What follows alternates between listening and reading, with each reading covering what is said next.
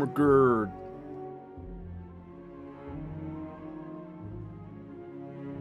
Yeah, it's almost 2 AM here. I've realised that I'm not tired at all.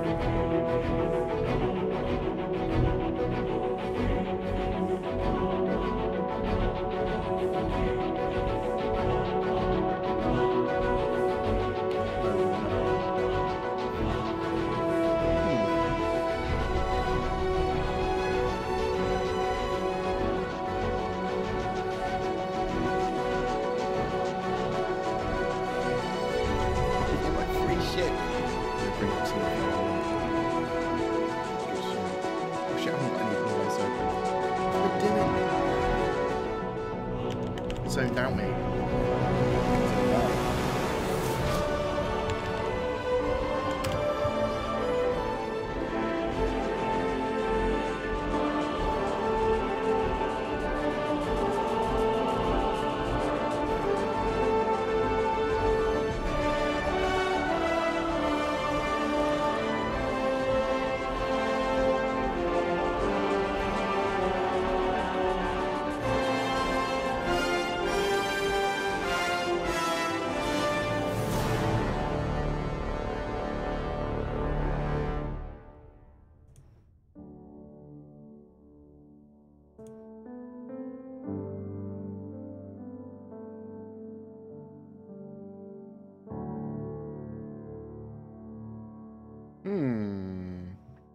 Thanks, Pedro. Your music is mwah.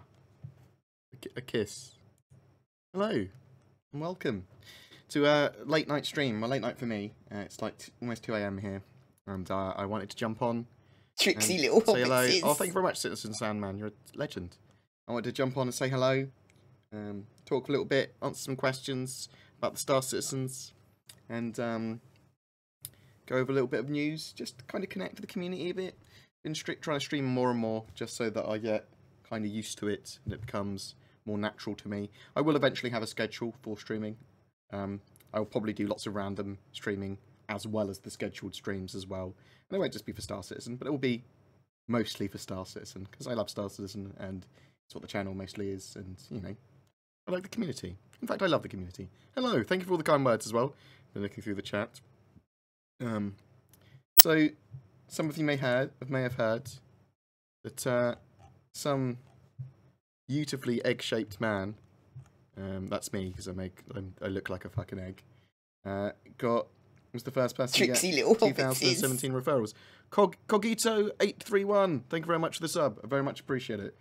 And that egg person was me. It was 100% me.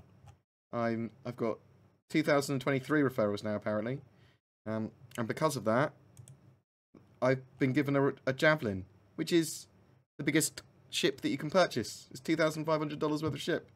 And I can't give it away. It's locked to your account. And so before people go like, well, you should give it away. Can't sell it. Can't do anything like that. I could sell it to Tricksy fund little my room hobbitses. getting. Oh, the Get some sleep sometime, bro. But thanks for hanging with us. Tonightster, thank you very much. Love your face. Very appreciated for the sub. I will get some sleep at some point, but I'm literally not tired. One of the reasons that I'm getting my room redone, and it would have been great if I could have sold that Javelin. That's a hard shit thing to say. Was because I'm going to soundproof my room. Oh, Cauldron Hello, Bored. Oh, thank you. You're so lovely. Thank you so much for all the subs. But that Javelin, then, I've decided is just going to be a community Javelin. What we're going to do is we are going to mess around with it. People can multi-crew it with us. And we'll go and do random stuff. And you don't have to be worried about being shouted at for crashing or blowing up the ship, is the idea. It'll be, because it will have lifetime insurance. I assume it will have lifetime insurance. Please have lifetime insurance. And then the idea is we'll mess around with it and do some cool stuff with it. And we'll have some planned events with it as well and stuff. And if there's loads and loads and loads of people that want to be on it at particular times, we'll have to have some sort of sign-up sheet for it. But the idea is it will rotate and we'll just mess around with it. People can learn how to multi-crew, we'll do some content with it, but we'll mess around. We'll do something stupid with it. And you don't have to worry about breaking someone's $2,500 ship, because it's not anyone's $2,500 ship, it's just one that we have. It didn't cost any money. Fuck it. But thank you so much for anyone that signed up with my code. Appreciate all those codes in the future. I'm planning just to give to my Patreons or whatever. I just have instead of my link, I'll just have my randomizer in there, and people can get I don't need any more. I don't fucking need any more of these referrals. So thank you very much. This week in Star Citizen, nothing really tangible, information-wise, from the post this week in Star Citizen. You can have a look at it if you want, but it looks like tomorrow we are having an ATV, which will be a Squadron 42 special, which is great. They're going to look at the coil system, which was the system that they showed off in the Squadron 42 special in December. But it's also very likely that we will have the new website tomorrow, and with that the new roadmap. And the new website for Star Citizen and for RSI website is a breath of fresh air. It's going to be broken into 3 sections, Squadron 42, Star Citizen, and then more community stuff. And it's going to have a new roadmap on there. All the information should be up to date and accurate, which is a major thing. And they're getting rid of all the crap and making it a lot easier to navigate. So starting from tomorrow, I suspect that there will be a slew of videos from me looking at roadmaps, looking at what's planned for 3.1, 3.2, 3.3, 3.4 in a lot more detail, and then we can talk about some of the stuff that's more likely to get pushed back between those patches, like what ships are actually going to be likely to come out with 3.1. And that's all we can do with those schedules. The quarterly release schedule will mean that every 3 months we have a patch. Every 3 months we'll have a patch, and that will be 3.1 in March, end of March for 3.1, 3.2 June, 3.3 September, 3.4 in December. So they're always going to keep to that schedule. They are, however, doing hotfix patches. Well, they're doing hotfixes, which are, to them, server-side changes. So they can fix, for example, the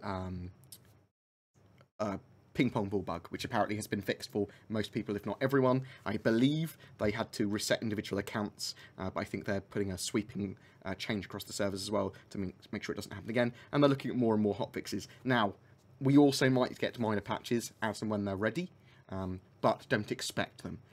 If there's a reason for them to put them out, they will. Other than that, we are getting the 3 monthly, quarterly, whatever you want to call them, patches. So there should be a major change in FPS in 3.1. They are focusing on optimization, getting everything that they wanted in 3.0 but didn't, polished and working fully, and that sort of stuff. So they will be focusing on frame rates. They will be focusing on getting the lower end systems to a good stable level. They will be focusing on getting higher end systems up to playable frame rates, and then getting all the mission systems and all of the admin officers that aren't working, aren't taking packages working. They get missions that aren't working currently or that are stupidly hard or whatever, getting them balanced and working. The core combat is getting a severe focus, so they're looking at ship combat, looking at ship balance, looking at the flight model, hopefully fixing, well, I say hopefully, the expectation is that they'll fix ESP and the IFCS system so that ships will fly and feel better and be a bit more less slidey and a bit more responsive, and that ESP will actually work again. Things like that. So that's the focus of 3.1, getting all of that optimised, getting all of that working, going back to that core system. The Serenity, thank you very much. I love your face. Thank you very much for the host. CIG sent you an email for me featuring my fleet as a staff pick. Would you take a look and say good and bad what you think of in a video? You can have your fleet to scale, YTO style, with a Javelin. I've seen it. It's amazing. Aspire. Do you want me? I'll cover it in the news. What I'll do is I'll tack it onto the news at the end of the weekend so that people can see that there on a video that will get a lot of views. I think it's great. I think it was a great little thing, and I love the fact it can generate those pictures of stuff. I think it will be very useful for orgs before we get org system 2.0. But Aspire, yeah, thank you very much for the donation as well. You can always message me stuff like that. Your trusted viewer, if you've got something you want me to take a look at or to highlight. Then please just give me a poke. It's down here, isn't it? Or is it in the newsletter? Or is it in the community site at the moment as well? No, bear with me, because I know I saw it in the newsletter. Boop, boop, boop, boop, boop. I will give it a quick little highlight now, but I'll do it in the news as well. Where was the last newsletter? Immune. Corporate Space Industries production updates. Staff pick started as an app. There you go. So everyone should check this out because it's pretty cool. It allows you to generate what your fleet looks like. So some people's fleets, not still a respectable Mustang and Dragonfly, but some people with the Hammerhead, some people with Idris. But it's cool little program that can visualize your fleet with your ships to scale. Thought it was really cool. Check it out.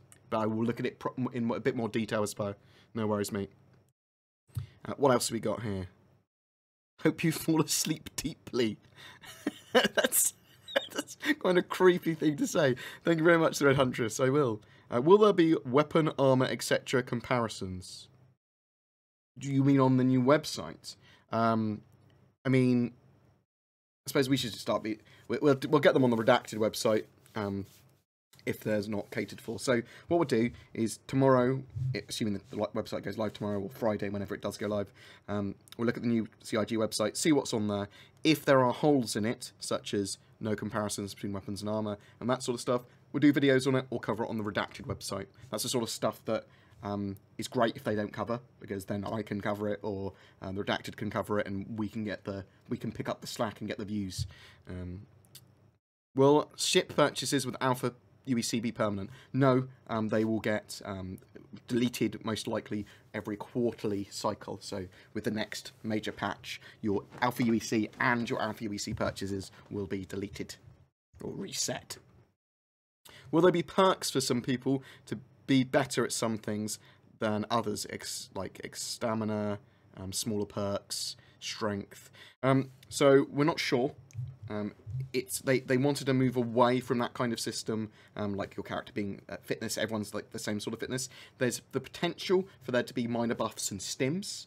There's the potential for food and drink to affect you in some way, and there's the potential for having gear, particular weapons and armor that allow you to do things a bit better, jump a bit better, whatever, and the same with like augmentations. But there's nothing being confirmed. Other than that, we know that your ships, your weapons, your gear, your armor, your EVA suits and stuff will be a bit different and will allow for different maneuverability, different like things like that. So if you're wearing heavy armor, you're going to have lower stamina. You can have EVA suits with better thrusters on, stuff like that. But I'm expecting for light buffs, because there's debuffs. They already have a system for debuffs for you bleeding. Environmental effects will affect you in different ways. Your limbs can get shattered, and it makes sense that there would be buffs in the same way, or at least we know that the system can handle buffs. It's whether they definitely want to put them in or not. But I do expect to see, like Sims, and the medics and the medic profession will kind of administer 3.1 equals 31 FPS stable, maybe. That would be amazing, to be honest. I know that was kind of a joke, but the 31... If the lowest like frame rate you're getting is 31, I'm pretty happy with that in Star Citizen at the moment. The odd thing is, if I had that in a different game, I'd be like, this is unplayable. Do you even finger gun? Pew pew pew pew. Steel Stark. That's all you want. That's all you come to my channel for. Pew pew pew. Do you think we'll have a ship sale with the release of the new website? I don't think so. We might. There'll be, they're starting to put new big packages in. So, like, they're redoing their $15,000 packages and stuff like that to make them more relevant for concierge and whoever else the fuck wants to buy them. So you potentially could have a sale, I suppose. They could, there might be a more sensible sales page that they'll direct you to, and they might go, as we got the new website, there's a sale. They could potentially have a concept sale, couldn't they? Oh, you've got your volume maxed out. Sorry, I've got a... I apologise. Hopefully that will be a bit better.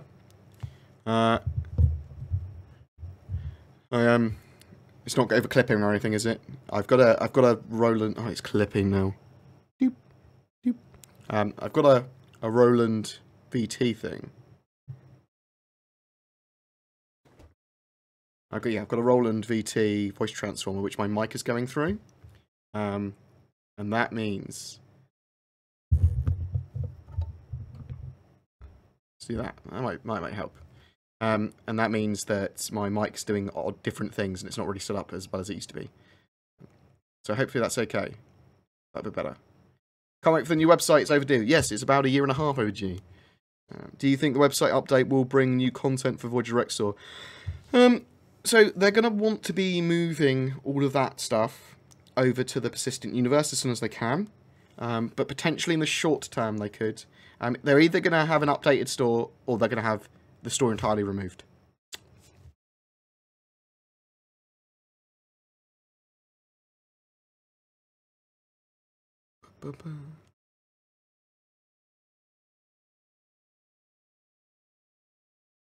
Yeah, I'll give it some love, Aspire, no worries.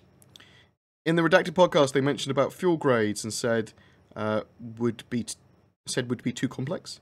They mentioned in several lore posting, I think, in the last lawmakers being the more recent fuel grades for racing or exploration and getting a bit more mileage. What's your personal take on that? I don't really know, to be honest. I like the idea that there would be different fuel types. We know we're going to have like the boost fuel and the quantum travel fuel and potentially normal fuel. That's important and relevant. But I don't really know. Like the mining of gas, if it is just this is a volume of gas which you can mine, and there's only one type, then the Starfarer is a super simple mining ship. And I think that they possibly want it to be a bit more complicated than that, so they could have the Starfarer with huge amount of capacity for that gas, because obviously it compresses it when it comes down, and it can refine some of it and jettison what it doesn't need. But having the different veins of gas of different like densities or qualities or whatever, that makes sense to me, because you don't then have to have all these different types of fuel. You can just have 2 types of fuel: the quantum travel fuel and the boost normal fuel or whatever, and do it like that. The fact that you can generate boost fuel and stuff like that in the past, though, it's an interesting thing. I just want to see how they do it. Like, I'd like boost fuel to last for a long time, but you not get it back. And I'd like the fuel intake stuff to just be representative of your normal power and fuel travel, maybe. I don't know. It's a hard one. I want to see what they do with fuel eventually. Like, I've avoided a lot of conversation about it because I don't know what they're going to do with it in the end. Like, they keep on changing how they do the flight model for afterburner even. So, I watched a video that had UE helmets and armour such as flight deck staff firefighters and marine armour. Will those be available for use in Squadron 42, or can orcs use them? I suspect that a lot of that gear will be available in the persistent universe as well as Squadron 42. You'll be able to loot people, so you could kill a military officer or something, and then steal his stuff. I very much suspect you will be able to buy a lot of the military gear.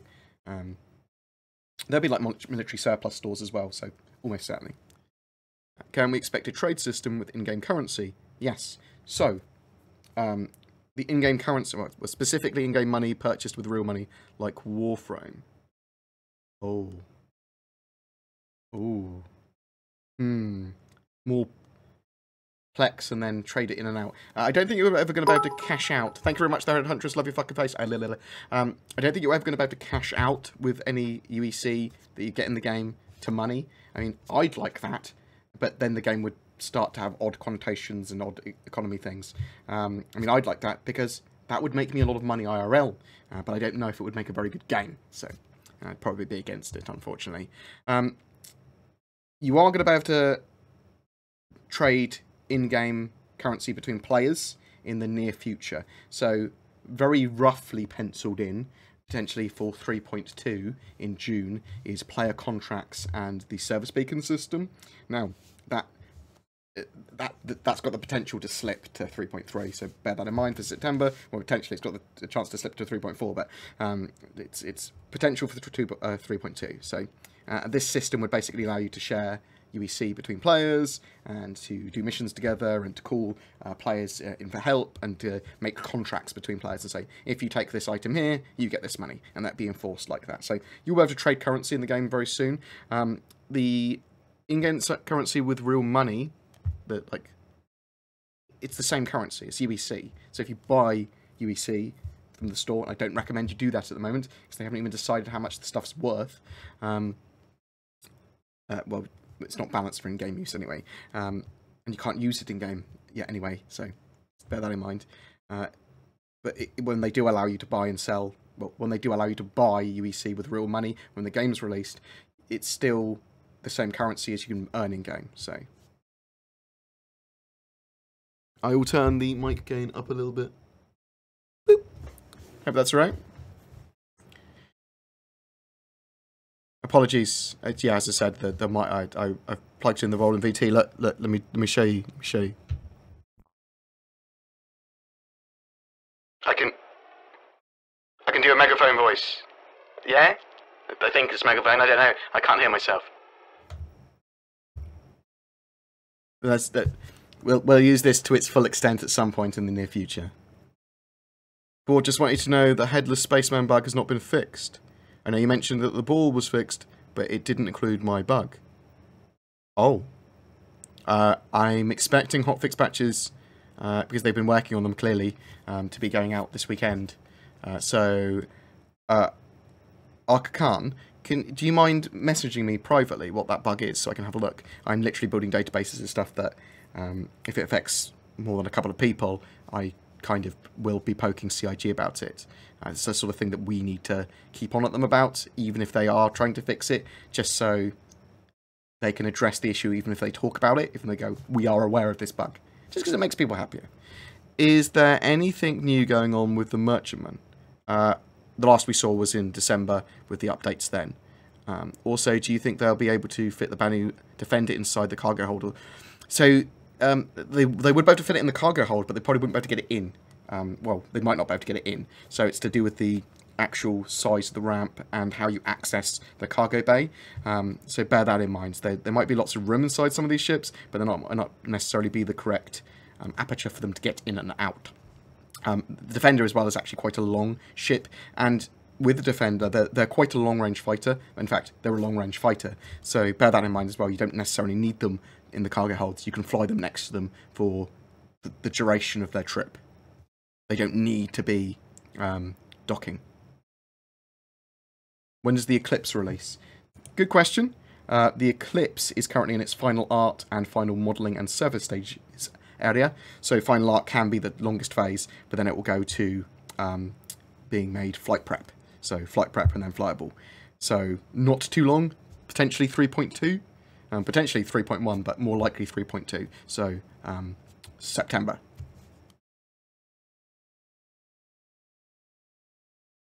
Is it worth buying a game package with the new 3.0 out? It's very fun, 3.0, but it's a nightmare performance-wise for a lot of people. Some people are having great performance, but a lot of people are having terrible performance. There's a lot of bugs with it. There's a lot of stuff that needs to be improved. If you want a game that you're going to sit down and play, and you want to play for a long period of time, and you want to play for a couple of months, Star Citizen's probably not for you yet. Cool project, great alphas, great community, but you can still be part of that community without playing the game. So it depends what you're after. If you want to get involved with that project now and help guide it, yeah, grab a cheap package. So many spaceships. Thank you very much, JP Size. I'm buying you sheep to count, damn it. Smiley face. Will we who crew the BGS whatever you _ call her be fully kitted out with finger guns? Do you love your face? Thank you very much. I love your face as well, JP Size. Yeah, well, I don't know. Oh, that's what we'll do. So we haven't named the Javelin yet. We need to name it. So we'll come up with some names, and then we'll have people vote on it, and then we'll stick with that name. There is going to be ship naming in the game, so I'm not sure how it's going to work. But have you tried to look into the Simpit Technologies Limited? I've been looking at some Simpit stuff recently because a couple of other people recommended I do. I will get a video about that at some point. Is it due to servers being used a lot, servers not stable, or is it due to my CPU that when I tried to play recently, I only got 3 to 10 frames, very unstable? So it's probably a mixture of all of it. Servers being full and lots going on in some of the older servers, so I say older servers that have been up for a good few hours, they do drop frame rate, especially when you are in densely packed areas or going to certain areas like Levski. It's entirely unoptimized indeed. I've never seen more than 14 frames. Jeez. I mean, Noobify has had, in some of his videos, between 50 and 70 frames. And they've been, and I'm not talking about offline mode either. He's been online, and he's just been very lucky. Right, what else we got? We got anything else? Is there a way to make the verse use more than about 40% of your GPU? No, because it's entirely unoptimized, unfortunately. You can make it use more of your GPU by turning your resolution up. So, and then upscaling resolution. Use DSR or VSR to scale your resolution to like 4K, even if you're on a 1080p monitor, and then it will crunch it back down. That will use more of your GPU without affecting your frame rate. Do they plan for you to be able to purchase UEC after release? If so, would you consider this as pay to win? They are going to sell UEC after release. That's the plan. Number one, well, let me address this. So yes, they are. Do I consider that pay to win? I don't consider it pay to win by the definition of pay to win, but there are multiple definitions of pay to win, unfortunately, now for multiple people. Now, it does coast the pay to win kind of thing.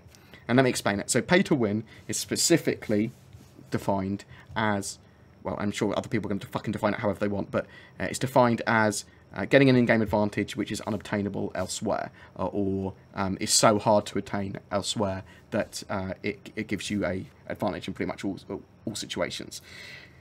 Really, it's supposed to go back to if you pay, you just beat everyone else, or there's no way to beat someone that doesn't pay. But we're going to go for the lighter variant of it gives you the massive advantage. Now, everything in Star Citizen, whether you buy a ship now, or whether you buy UEC later or whatever, is obtainable in-game. In every MMO, there are going to be gold miners and gold sellers, which will give some people an advantage that use them. They will pay real money to get that advantage with buying gold. Now, one of the things that Star Citizen want to do is they don't want to, if possible, have any sort of subscriber that isn't voluntary, subscriptions or that sort of stuff. So the idea of supporting the PU for the next 10 to 15 years is going to be based on selling ship packages, still the game packages, rather than ship packages, game packages, and UEC in-game. So them selling UEC, they want to help regulate gold sellers and the black market, because if they have that, then the black market is less likely to exist, or at least be smaller. But does that make it pay to win? Now, not by my definition of it, no, but by other people's definitions of any form of advantage that you can pay for, yes, it would make it pay to win in those circumstances. Now, that doesn't really matter, though. Is the game going to be good, even though other people can buy UEC? Yes. And, well, probably. And we are the people that need to enforce the no pay to win, to enforce the, well, it's okay for them to fund it like that. It's okay for them to have ship sales. It's okay for them to have concept sales. It's even okay for them to sell UEC, as long as that does not give people a game-breaking advantage. And that's what we're talking about. We want the game to exist. We want it to be funded. We want it to be funded and supported for a long period of time. But we don't want the game to be broken. We don't want it to be pay to win. And we don't want it to look at it and go, what the fuck, there's no way I can play this. So we have to make sure that that doesn't happen. But good question, though. Because it's an interesting one, because there's always going to be the pay to win debate. Is it pay to win? And no one can really say for sure whether it will be or not yet, because the game doesn't exist. The game's not out yet. The game hasn't got that, the kind of, we don't know the game loops or anything, so we can't say. But what I can say for sure is I would not let it become pay to win. And I hope the community, in all senses, even the people that have spent tens of thousands of dollars on ships, I hope that they would genuinely still want the game not to be pay to win. Give me your best estimated date when the Reclaimer will be released to the verse. Been waiting since 2014, and we're so close. It very, very much could be 3.1. I know that the... so, in the short term, Port Olisar's landing pads, the large ones, are doubling in size to that of 2 football pitches to accommodate the Reclaimer landing on them, and it's in its flight prep phase. It's been very close to completion for a long time, the Reclaimer now, so very likely, well, there's a big potential that it will be coming out end of March, 3.1 flyable. So I'm hoping that as well. If not, then it would like 99% be coming out in 3.2. Now, with 3.2, we're getting salvage is the plan. There's actual salvage mechanics, so it would make more sense for it to come out in 3.2, but it's so close to being ready that they might put it in 3.1, that's what I'm saying. There's some other ships that are going to be very close, if not flight ready, at the end of March, which will also be the Terrapin, the Razor, and the Cyclone, and potentially, in 3.1, if they worked really quickly, you could have the Eclipse or the 600i or the Mustang rework, because they're in their final art phases, although normally the fine art phases take a while. Yeah, my best guess is for 3.1. Yes, so 3.1's either Carty phase should be starting, most likely, mid-February, end of February. That would be my expectation. Explain ship-to-ship cargo transfer from big ships like the Hulley. Well, Will was talking about it, that very subject, on Spectrum.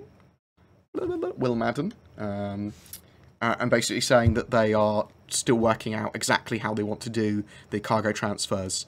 That the fun of the gameplay and the ease of the gameplay is always going to trump long-winded sim citizen. So, if it makes sense for cargo to be jettisoned and taken off manually by NPCs, then they'll do that. And the unloading and loading times might be a long time. If it makes sense to just have them kind of quickly do that, hidden away so that you can't see the cargo popping in and out, or have a ship like fly around them and grab stuff really quickly, they'll do that. It's more likely that it will be a mixture of those two things, but they'll look at it, they'll balance it, and they basically said that they didn't want gameplay mechanics that aren't fun.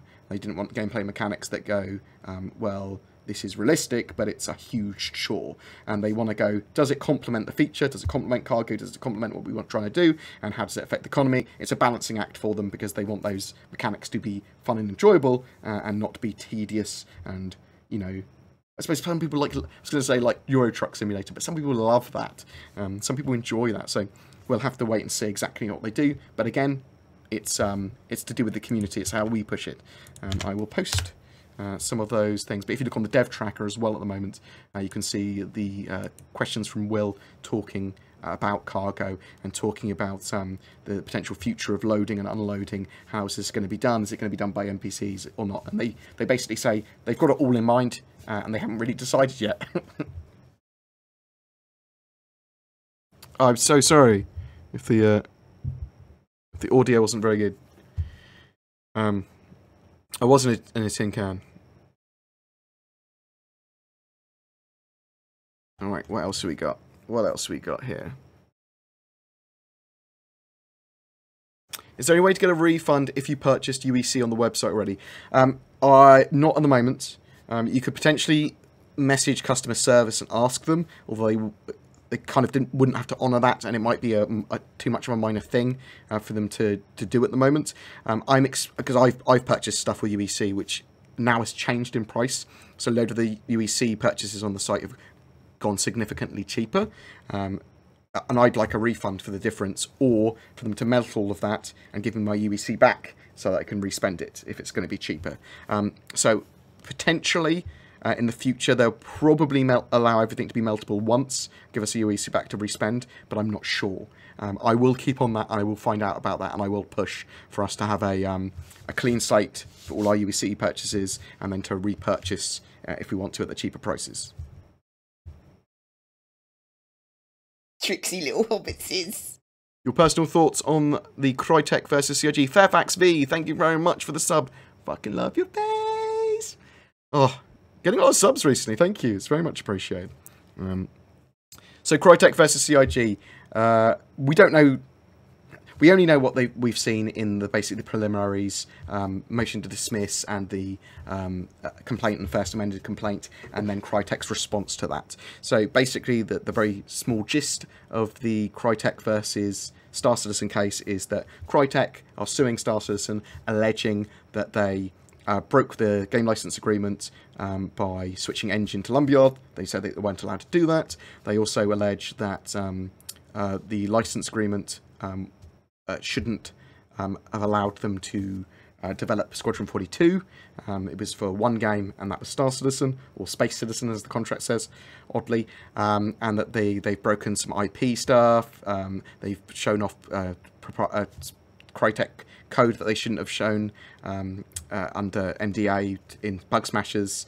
They're saying that there's lots of stuff. They threw a lot of stuff. They said Ortwin, who is the counsel for CIG and one of the co-founders, had a conflict of interest that he didn't resolve, which is actually quite a big thing to him personally, but and that sort of stuff. So they talked also about IP infringement as well as breach of contract. Now, as far as I'm aware, but they didn't include the game license agreement. So CIG responded and went, "This is all bollocks," basically, and provided that game license agreement. And reading it, it did seem to support them. Now, CIG also at that time put a motion of dismiss in, saying, look, all of this is total bullshit. Now, the way the motions to dismiss work in cases are that the court will assume that anything that the plaintiff has said is true. So they're saying, there is a breach, there is a breach, there is a breach. And the motion to dismiss goes, even if it is true, this is the idea, even if it is true, it's nothing that the law can prevent or fix or whatever, or the money can fix or whatever. So that would, or that they can be 100% provable without the court having to look at it to be false. But a lot of what Crytek are saying, and if it is true, the court need to look at it. So it's not something necessarily that will just get thrown out of court. Some of the points might, others might have to go to court, and potentially it could be settled by CIG and Crytek, or Star Citizen and Crytek out of court, mainly because they don't want to pay lawyers' fees and stuff like that. Some of this stuff can be relatively expensive, and if they just want a quick, like, $500,000 settlement, it can be cheaper to do that in a lot of cases. We'll have to wait and see, but my take on it is that Crytek are overreaching money grabby for that. Like, they may have been wronged partly, they may be a bit salty that they've switched engine, but if you read the game license agreement, it's pretty clear from a layman and from most expert points of view, such as Leonard French and Leah Lesser, looking at those files, that Squadron 42 is mentioned as the game, and they are fully aware that it was a separate game, or a game that was going to be part of Star Citizen, and that the license covered that. They quibble over the term exclusive and exclusivity, saying that it means that Star Citizen had to exclusively use the CryEngine, which, number one, most contracts wouldn't say that sort of thing. Number two, it just seems odd, because it's a contract to protect Star Citizen, a lot of it, and them saying they have to forcibly use an engine just doesn't make any sense. The term exclusively there was saying that they can exclusively use the engine for the purposes of creating the game Star Citizen and Squadron 42, not for any other games, and not to create their own engine to sell.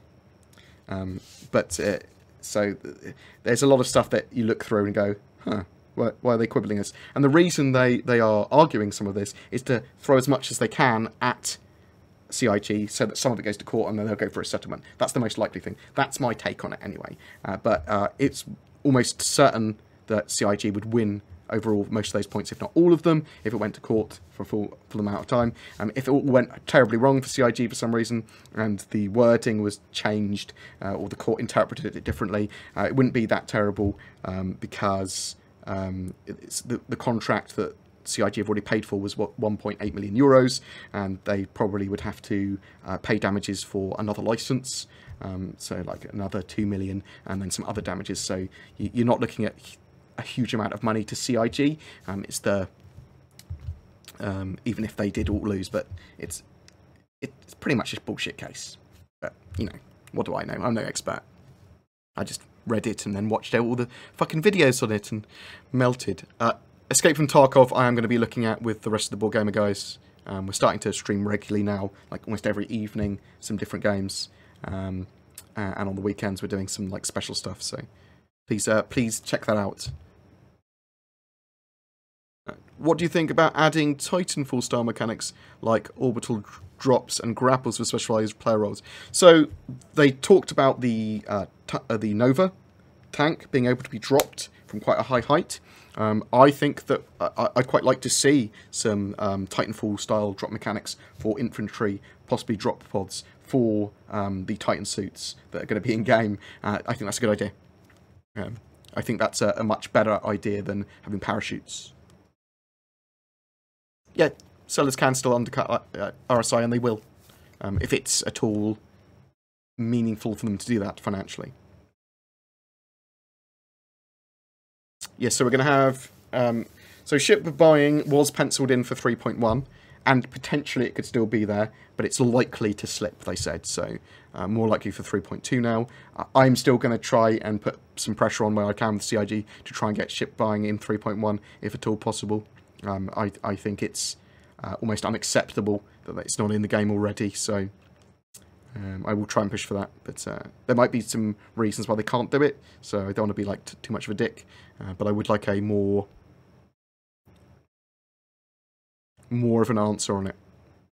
Maybe too early to ask, but since playing GTA 5 it has moved up in my priorities, what anti-cheat measures do they think they're going to be taking? So they've been talking about anti-cheat, and so they're looking at it already, and some of the changes they've already made allow them to look and do some more research into anti-cheat methods. We also know that previously Stormrain had hacks for it, and the FPS mechanics had hacks for them, so they've been looking at that as well. I'm not sure how they're going to do it.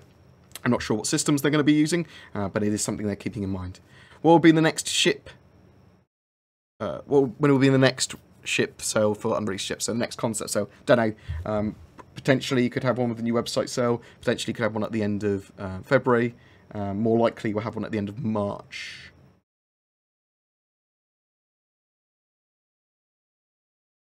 Yes, so the jerk factor and generally the flight model does need to be addressed. One of the things they're going to be doing for 3.1 is making that feel a lot better, I believe. Do you think the MPUV could be used to move the tumbrel around?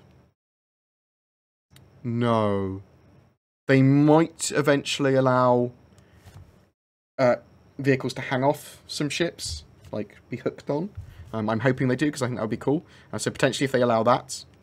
Any data on how the Intel Optane drives perform with Star Citizen versus a Samsung Evo? Yes, so in real terms, my loading times are about 4 or 5 seconds quicker with the Optane drives in pretty much everything Star Citizen. So the Evo drives are really great as well. And those Optane drives, they do give you a snappier operating system. And yeah, you get 4 or 5 seconds change, which is a reasonable amount. I don't think the Optane drives are worth it at the moment. The meltdown bug made them a bit slower.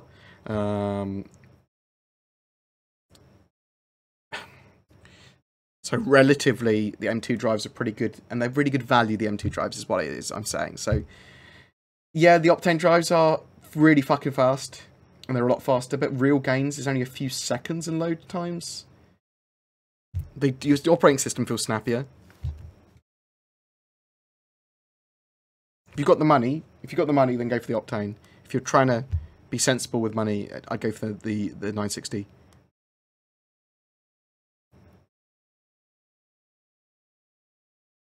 Where can you buy my shirt? Fucking nice question, mate. Oh, yes. So. Oh, do I? Oh, I'm not sure if I've got links.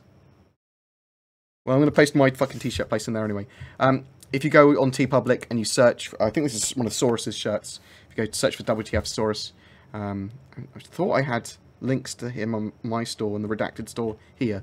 But you can search for Star Citizen on TeePublic and you can find some cool shirts like this one I'm wearing, which are a parody of the Big Benny stuff, not copies. Been fully aware. Oh dear. How do you think Eckhart and Ruto will be developed in 3.1 and 3.2? Well, I think they'll work a little bit better. So only way I can get the Miles Eckhart missions at the moment is by rushing the ECN missions with a group and hoping that I can complete them.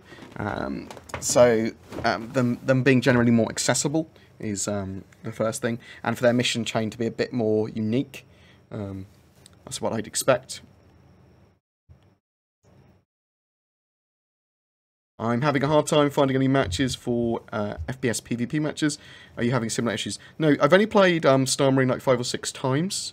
Probably like maybe 8 hours of Star Marine total. Since 3.0 was actually released live.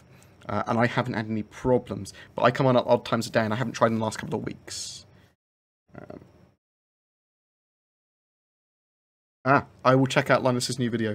I haven't watched Linus for about a month. But I was, I occasionally just gallop to watch a load of his videos.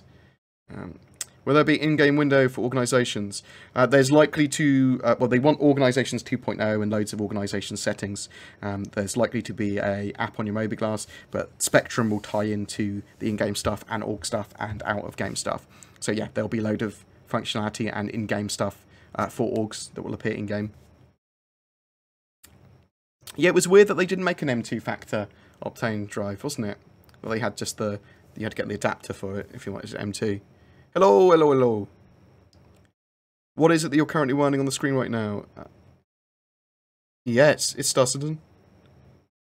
It's but it's from the 2017 CitizenCon demo.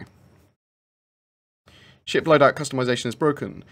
So yeah, it is on the mobiGlas. You can, however, spawn your ship on a pad and then quickly run up and click on the points like you used to change them, and that will actually persistently change them. I believe that still works. So they've said that they want to work on some of those core mechanics and flight combat and the flight model, I'm assuming, is part of that. So I believe that 3.0 will see, 3.1 will see a significant improvement to the flight model. It will mostly be fixes, though. It will mostly be making sure the FCS works properly again, and making sure ESP works again, stuff like that, rather than like major changes. Just getting it to work as it's intended. Do you think they will do another ship giveaway like they did with the Hawk? Maybe. I mean, there's so many people going in for those giveaways that it's hard to get. Not like my giveaways where you have a reasonable chance. What are your internet speeds? 200 meg download, 15 or 20 meg upload. They're okay. Wish I had better upload. If a better upload comes in my area, I will grab it. Oh, I tell you what I'm going to buy. I might even change the donation goal for it. The Twerk was talking about pop-up green screens from Elgato. They're like 150 quid each, or 120 quid each, so well, $160. But they are like in a little box. Let's actually show you. Elgato green screen.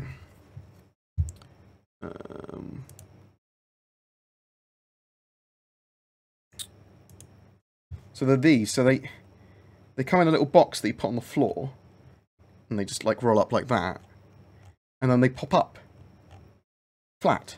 Now this piece of shit is the crinkliest mother trucker that I've ever seen, and there's always like a bit of fuzz around me, but they are. You can chroma key them. They are a better kind of green than this dark green that I've got, and hopefully it will mean I've got more room in my room to do cool stuff. And then both pop the green screen up and down. I'm also going to grab one for DC as well at some point for Deathcore and Zin because they play games back to back. Oh no, maybe it's not suitable for them because they play games back to back. It's only one side. I'll get one for me anyway. I think they're cool. Let's hide them away. Oh my god, they're the fucking best. Is another anniversary sale to be anticipated? Well, there's going to be an anniversary sale every 10th of October, around that time. There'll be multiple sales this year where you can get all those ships. I am going to buy so many spaceships. Jesus Christ! This is for streaming for us North and South Americans.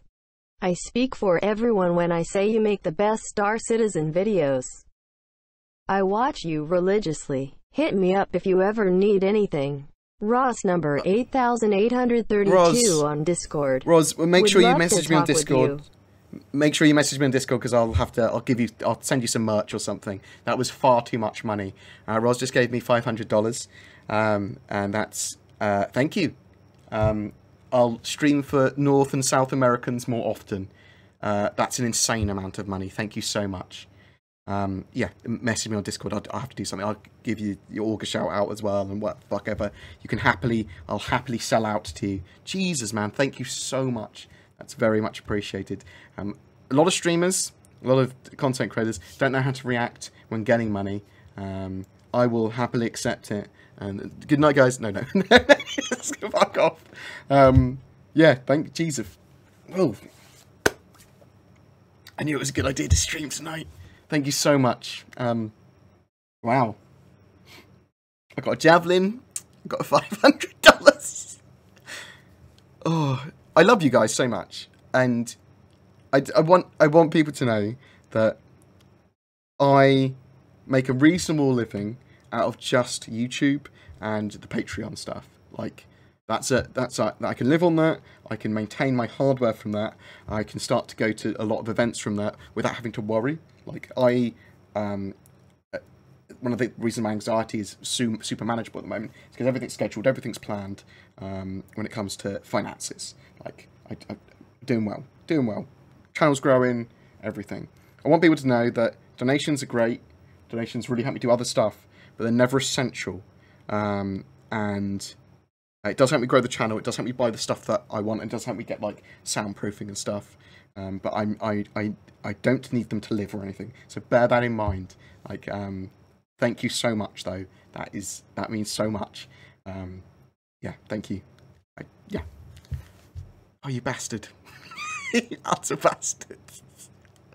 Do you think we'll see a new capital concept ship this year?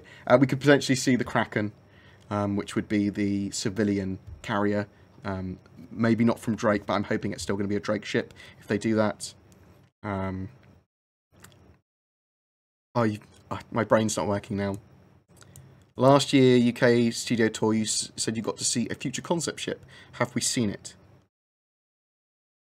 So I saw the I was talked to about the Hammerhead. I didn't know it was the Hammerhead at the time. I saw the Tumbrel and some other ships and Pioneer and stuff.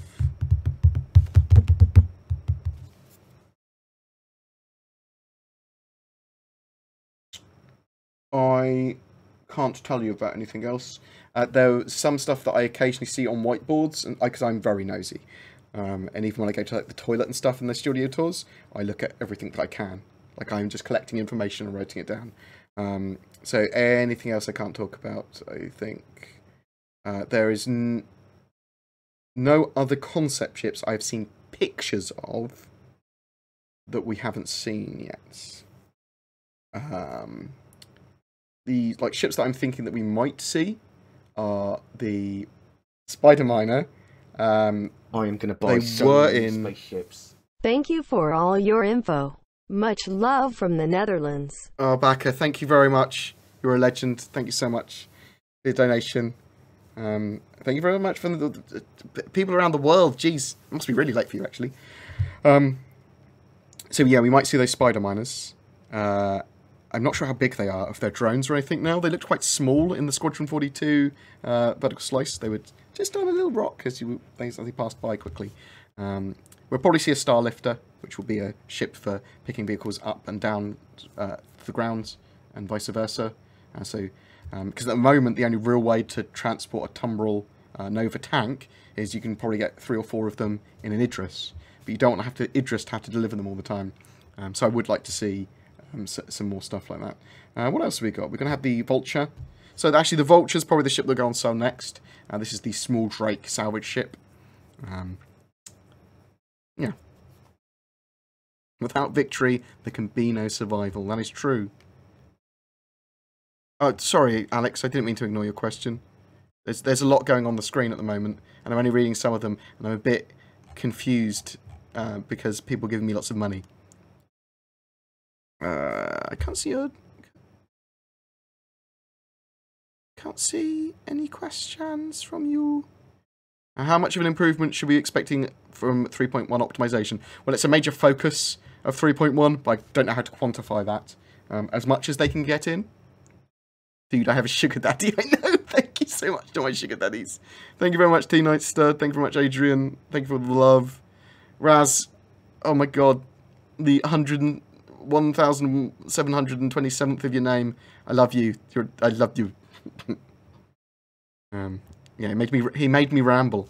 Do you think the environmental graphics have downgraded since going to 3.0? Oh, so this stuff's going to... A lot of the stuff's going to change and get better and better and better. I know what you mean, though. The levels of detail on the asteroids look odd. Now, they definitely have improved significantly, but there still needs to be tweaks and stuff to the shadow distances, to the way the shadows look, to the way the light looks and reflects on certain objects, like those asteroids. Yeah, and they can look blue and blurry. Now, I've used lots of different shader kits and stuff, so my footage... when I play occasionally, because I've got Star Citizen installed on my PC twice, one for doing gameplay footage so it looks like it's in-game, and one for my own personal when I play, which has shader packs and lots of other stuff, and I actually lower some of the graphic settings so it's got a higher frame rate when I play like more PvP and Star Marine stuff, so they actually do better. Yes, I think that some of the stuff can look a bit blurry and odd, but I think that will get fixed. It'll get polished, as it were. What do you think you will be flying the most upon game release, and why? Maybe the Reclaimer? It'll be the Carrack or the Reclaimer, probably. Either the Reclaimer to go and munch salvage, I like economy ships. Possibly the Carrack, because I could imagine scanning things down and having that powerful scanner and doing that form of exploration. It will be time consuming, and it will be something you can do constantly, and like surveying. So one of the things I really want to do in game is survey and build bases, build like mining outposts, because I've got a Pioneer, I've got a Carrack, I've got the Reclaimer and some of the other ships and the Prospector and stuff. So I want to be surveying, I want to be searching for stuff. I like treasure hunting in all its forms. I've got some really, really amazing viewers and backers and things. I do really appreciate it. We've fostered a really nice community. Star Citizen's community has been one of the best communities I've ever been part of, and my viewer base just seems to be fucking amazing. Like, I hardly ever get trolled. When I do get trolled, it's just some like total bullshit trolling. It's sort of like, oh, you shit, you're a shill. Okay, good job. See you later, mate. But yeah, I just seem to have a really loving community. Thank you very much. I appreciate it. The like Zin and DC and Zen and G and people, the guys that I'm playing games with, the other BoredGamer crew, as you will come to know them, because they've all started streaming. They've got their own avatars, which are very similar to mine now. They have to deal with me on a daily basis, and they know I'm a massive dick sometimes. So it's refreshing having a loving community like you guys. So I can go, no, some people love me. Look, they don't know I'm a dick. So I appreciate that. You give me like an alibi. Mr. DS, he can say what he wants, really, as long as he's not directly running up to me and pissing on me and stuff. He can, like, trolls are going to be trolls. People are going to have their own opinions. People might not necessarily have an opinion which is, like, in any way works with your own opinion. But you can always be the most reasonable person in the room. You can always go, well, that's not the case, but you're entitled to your opinion. And you're entitled to believe what you want to believe. And yeah, as long as you're not hurting me, to kind of do what you want. And there's obviously some people want to listen to him, some people don't. It's all good. Just let him do what he says, what he wants. Let Star Citizen speak for itself. We can't say with any certainty. We can't say with 100% certainty anyway that the game will come out or anything, because we're not in the future yet. There could be a nuclear apocalypse. The game could for some reason collapse. We don't know. It's very unlikely. But we can prove that once it's provable, once it's out. So there's no need to fight that sort of thing.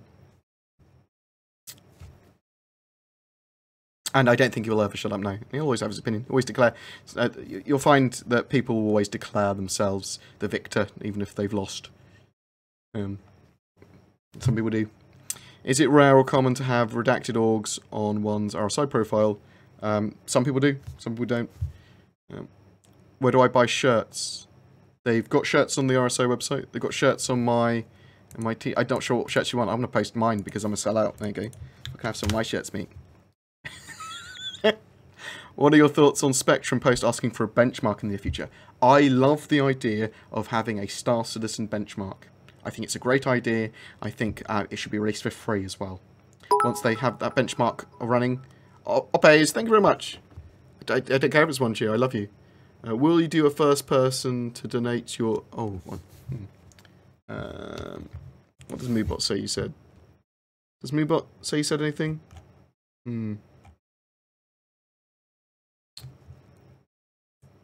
Where's my... Oh, I'm so sorry. Here we go. There we go. Can't.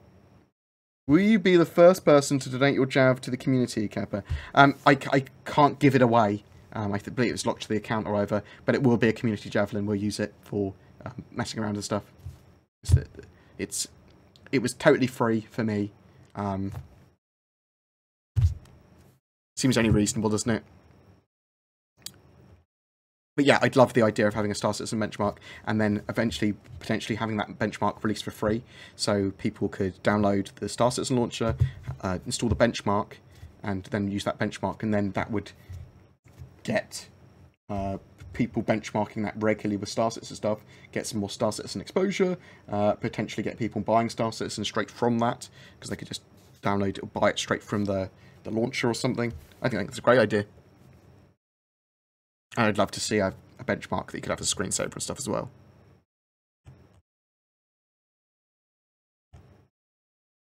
If I don't ask your question, if I don't answer your question, feel free to ask it again a bit later. Don't constantly spam or anything, but we can wait a good few minutes and then ask it again. And I'm very sorry if I don't get to it.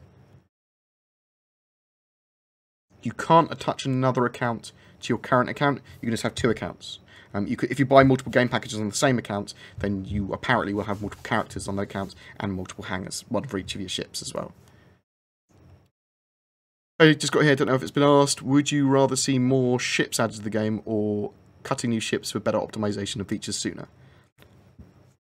I'd rather see ships cut for better optimization and features sooner. That said, they are not mutually exclusive. They can do both. They have totally different teams working on them. The only thing that takes longer, I suppose, is the QA phase of checking to make sure all the ships work, and getting all the items set up and stuff. So it's not like years and years of extra work or anything, but it does cause them some extra work, I suppose. But yeah, I'd rather have optimization of features if they weren't mutually exclusive. If they were mutually exclusive, I'd rather have more optimization of features. What 1 or 2 tweaks would you make to get better FPS improvement Tricksy when you little play? hobbitses. I've got a whole guide on it. Oh, Red Huntress is gifted a sub to Raz. Thank you very much, Red Huntress. You're a legend, and you are very much deserving of that sub, Raz. Oh, jeez. Can you talk about the future organisation, Armada battles, trade wars that may be a thing in Star Citizen? Will any of that even be a thing? Or, yeah. I mean, I expect it to be very similar in some ways to EVE.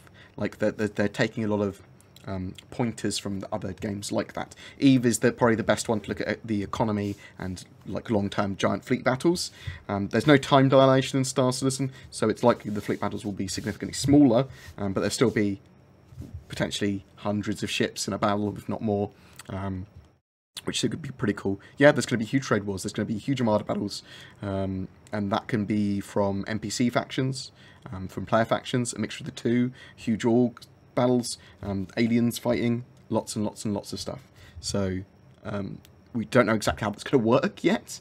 The first like huge Armada battle we'll see outside of Squadron 42 is going to be almost certainly from Operation Pitchfork, which is towards the end of the beta of Star Citizen, whenever that's going to be. My guess now is like mid-2020, but I will know a lot more when we get the roadmap tomorrow, or Friday, or whenever it's going to be, with the new website. That basically we are getting as many human players together as we can and attacking Vandal space is the idea. Reasonably well organised, as much as you can with like 30,000 people, but it's going to be huge. It's going to be a huge event, and with that we're hoping to affect the lore of the game. We're hoping to test the servers, we're hoping to test the limits of what you can do in these giant fleet battles, and I'm assuming that will make a lot of news on lots of gaming websites. What are your thoughts on Spectrum? We've already talked about that. I saw someone donating $20 through Super Chat. Thank you very much, Vern. If you've got a question, I'll have a look for it in a second. Remember, you don't need to donate to ask any questions. You can just put question in brackets, and I will read it. I do very much appreciate your donations, though. I just don't want to money gate anything. Do you know what aspects of space combat they're going to be improving? Good question. I'm not sure if they've actually listed anything in particular. 3.1, we'll be enhancing performance and polishing the gameplay systems in the UI, including ships and system travel, a large balance pass of the economy, and improving AI for space flight and combat, as well as tweaks based on community feedback. And optimizations are a massive, massive thing for that. So expect them to fix ESP, expect them to fix the oscillation of the IFCS system and the slidiness of it, and for that to be a bit more responsive. So nothing in particular, nothing specific they've said. They will just be improving the core aspects of spaceflight and combat. Again, tomorrow or Friday, between tomorrow and the weekend, when we get the new website and the new roadmap, we will know more. Where do YouTubers get the huge amount of ships that they're giving away each month in comps? Is CIG giving you access to buy any ships at any time? No, I don't get anything particularly from CIG at all. Not paid by them. I'm not. Don't get any form of extra endorsement from them. I have got a free Javelin from referrals and recruits, but that is technically open to everyone, and I wasn't even endorsed in any form of advertisement for that, as some other people were in their video a while ago. They put some people's referral codes up on there in a video. I get my ships for giveaway. Well, the previous ships I've had for giveaway have always been under $60, so I literally just did a monthly giveaway with a $60 ship or like a $75 ship, cheap ship. The rest of my ships are being donated from the viewers and from organisations that normally are the featured org that I have every month. So this month I have a featured org, IDF, who gave me a hammerhead to give away at the end of the month for one person that is a subscriber of mine and that comments on one of my Star Citizen videos. And it will be randomly chosen from all of the comments. It's basically all the comments get exported to Excel, and then the names, duplicate names, get deleted, so there's one of each name, and then it's a random number generator. It's as simple as that. You can also actually see exactly what video and exactly what comment was from that as well, which is fucking win. Noobify showed me how to do that originally, so thank you very much, Noobify, appreciate it. But no, I don't get anything from CRG. The one thing that I've got from them ever is a teacup, which I was given when I went to my last studio tour, and I do feel that maybe I am more likely to get studio tours and more likely to get interviews with Erin when I ask for them, because when I ask for a studio tour they go, oh, we've got one coming up next week and we've got a space free, and they quite often, well, previously have said that. So that might be because I ask at the right times. I do ask as early as I can normally, and I think once I had a cancellation on my last office tour. I had a cancellation which I got into, luckily, because I was like, is anyone cancelled? And they went, yes. I was like, fucking win. Can I go? So they might preferentially prefer me for that, but I don't know. One of the joys is that I wouldn't accept anything from CIG that would make me look less reliable. I'm a massive Star Citizen fan. I'm very hyped about the game, but yeah, I'm not going to put myself in a position where people go, ah, well, you get free stuff from them. Fuck off the way. Someone's donating money for questions. I love you. What is your question before I go back up? Bored, we passed around a collection plate at the Shady Pines trailer park to come up with this $10. Jim Bob even sold his lost and only gold tooth. Oh my god. Oh, we love you, Bored. Keep it up, bud. Thank you very much, Shite. What a name! Thank you very much. I appreciate your $10, Shite. I'm going to use it on hookers and cocaine. Very much appreciate. Thank you. Do you feel the devs seem to be dodging questions a bit more than usual, or am I imagining things? Potentially, they might be. We'll know a bit more Excalibur once we see the schedule reports and the new updated schedule. There's a lot of stuff they might be hiding, or they're about to release and talk about and show. There's also a lot of stuff that they're probably rescheduling and moving around. They don't want to talk about, or that, and they've probably started doubling down on their more internal policy of what they can promise or not. So yeah, potentially the devs might be dodging questions a little bit more. Have to wait and see. What we're going to be getting in this year. We need to see the roadmap, and then we need to start asking questions to the devs of that. But they have been talking a lot on Spectrum. You get Will was talking loads about the cargo system, what they had planned for it. You get Thingamajig talking about graphics options. What's his name? Ben Parry. You get lots of that stuff as well. I think a lot of the things as well they want to save for ATVs. And they don't want to spoil things. My preference would be to just, anytime questions are asked, answer them as best as they can, and don't wait and hold stuff back. Just kind of tell us about it. I know they want to generate hype, but I just want to see more news and more stuff on the game as and when they do it. It's the space egg. We will get all the names together, and then I'll kind of get rid of all the shit ones. And then we will do a vote, or we'll do a vote on the Discord or on the channel or whatever, or over a month to name the Javelin, and it will be its permanent name. I get that, but I'm getting... no, that's someone else. Is Alpha UEC going to be deleted in the future? Yes, it's going to be entirely deleted in the future. Between every quarterly patch, expect Alpha UEC and Alpha UEC purchases to be reset.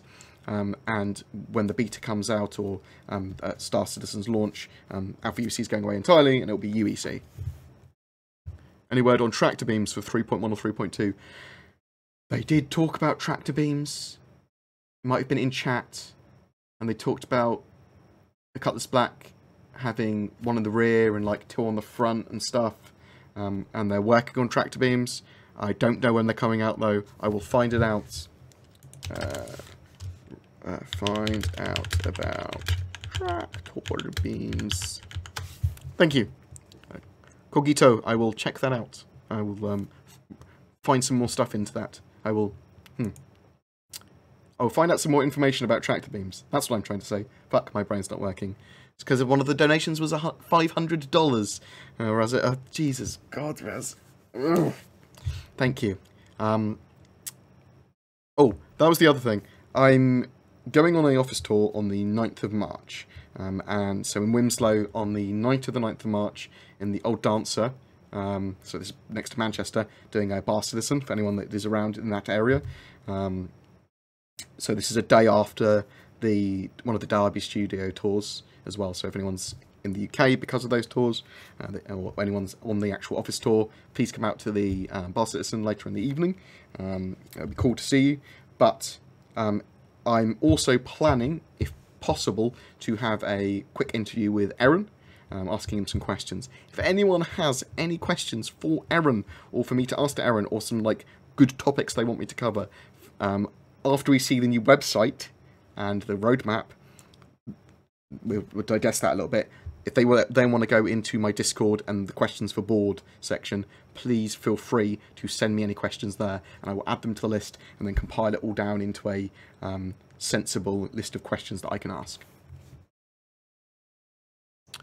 How do you suspect FPS firearm customization will work in Star Citizen? I expect it to be that you can, almost like Escape from Tarkov, you can select lots of different points of your weapon and then put on different components. It's going to be like a rail system with scopes and magazines and stuff. And I'd like to see a lot of gun customization. It's not... they built everything modularly. I believe all the guns are pretty modular. And that kind of customization will make people really happy. There's going to be skins for guns as well. So I suspect that you're going to see people with loads of pink Starkidden skins and huge scopes and stuff on some of their guns and that sort of stuff. And silencers and big mags and different stocks and that sort of stuff. What do you think about being able to join criminal or outlaw factions with different mission sets and all going about in the game? Yeah, I think it's great. That is what's going to be happening. There's going to be lots of different factions, not just the UEE, the lawful, not just... well, there's going to be... Every system is going to be a bit different. So, Santon system, that is a private security force from multiple organisations. So it's Crusader security. It's just one part of that. There's also going to be... Hurston security, and there's going to be micro, whatever the fuck they're called, security, and all that sort of Microtech, and all that sort of stuff, all kind of in the same area, in the same nearby anyway, with lots of pirates there as well. So there are going to be factions within those security forces, so that each of those security forces will give you reputation based on missions you do for them, helping them out in the area, clearing pirates out in the area. So it's going to be rep with everything. I think that all of these things happening together and affecting each other and affecting the God AI and affecting the mission system is great. It's like, it's an awesome idea. Having the economy tied into the mission system so that missions are generated based on the economy's needs. Yeah, it's great. And having all these random factions and how they affect each other is interesting. I'm getting 31 frames in the game and I'm loving playing some awesome alpha, yeah. So 31 frames is, I think, it's reasonable. 30 frames plus is what you want in the alpha currently. With 3.1, I'm expecting 30 frames for all, hoping for 30 frames for all, and then the higher end systems and myself, I would hope to get 60 frames. I think that in the PU, that might be overly optimistic. Do you think EMP will be able to will be counterable once it's fired through shields? Does the EMP counter missiles? Have fun, man. I don't actually know how it affects missiles. Actually, no, I do. The missile, if it's affected by the EMP, will continue doing what it was doing, and then if it recovers, we'll go back to trying to lock on to a target again. So it will go, psh, it will just fly. If it's been stunned, it will just keep on going in the direction or whatever it was doing. Then if it recovers, it will try and reacquire its lock. Yes, so they're gonna make EMPs counterable. They're going to make them balanced. At the moment, EMPs don't affect the ship that's firing them from. Come on. I mean, come on. Why are they immune? Why don't we just put the immunity on all of my ships? Come on. sort that out. The idea is supposed to be that redundant systems and the amount of power you've got into systems affect the damage being caused. So if you had your power plant at 100% and it was hit by an EMP, that would cause a lot of damage to that power plant. But if it was at 10%, it wouldn't cause so much. And if the system was off, it would cause none. So having redundant systems and having them turned off would mean that you could go, oh shit, my ship's just about to get hit by an EMP, turn these systems off, and then turn these ones back on. And if you are an EMPing ship, you're literally generating EMP, the idea is that those ships should have redundant systems that are turned off, so that you can use your EMP, then turn those redundant systems back on, so that you have your functionality back. But that's what I'm going to push for. I think that's a balanced mechanic, but we'll wait and see how that evolves naturally anyway. At the moment they're broken. At the moment it is just, I'm going to chain stun you with EMPs. Look, EMPs are the best.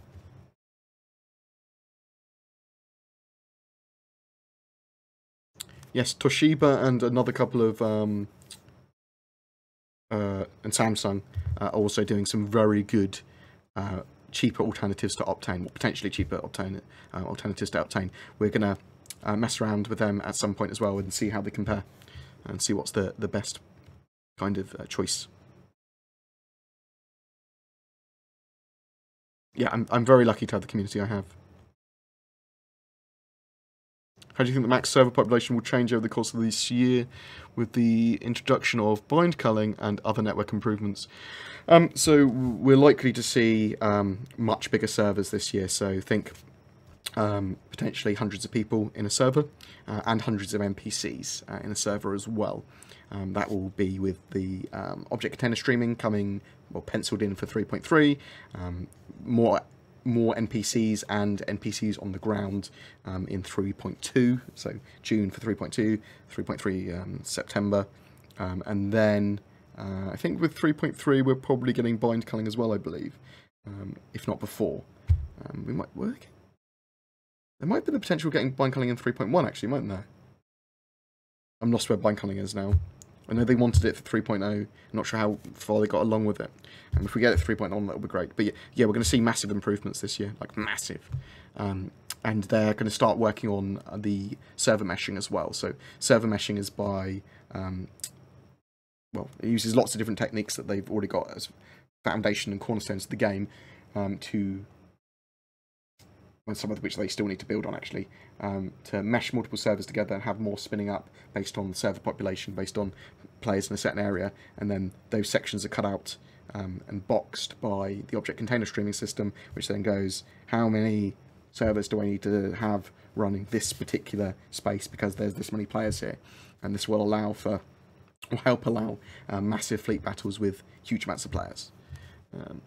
But we'll have to wait and see if server meshing is the route that they are going down, because if it doesn't work for some reason, or it's not working as intended, they will have to explore another route. What will be the next solar system they'll release? Unlikely we'll get another solar system this year, though I'm happy to be proved wrong. It's likely that something like the Odin system or the Lear system will be released next. The Odin system, because we saw it in Squadron 42. It's doing pretty well. In fact, I suspect that we will see Squadron 42 in the not too distant future, hopefully in 2018, and if not, then in 2019. But there's going to be probably a couple of systems at least that's in Squadron 42. I'm not sure if it's going to be all in the Odin system, or in a couple of systems, or in 3 or 4 systems, but those systems in Squadron 42, they are likely to be systems that we get in the PU pretty soon afterwards, because they would have had most of the work done to them. But once they have the Stanton system fully fleshed out, which is the system we currently have a quarter of, the other systems can be built out pretty rapidly.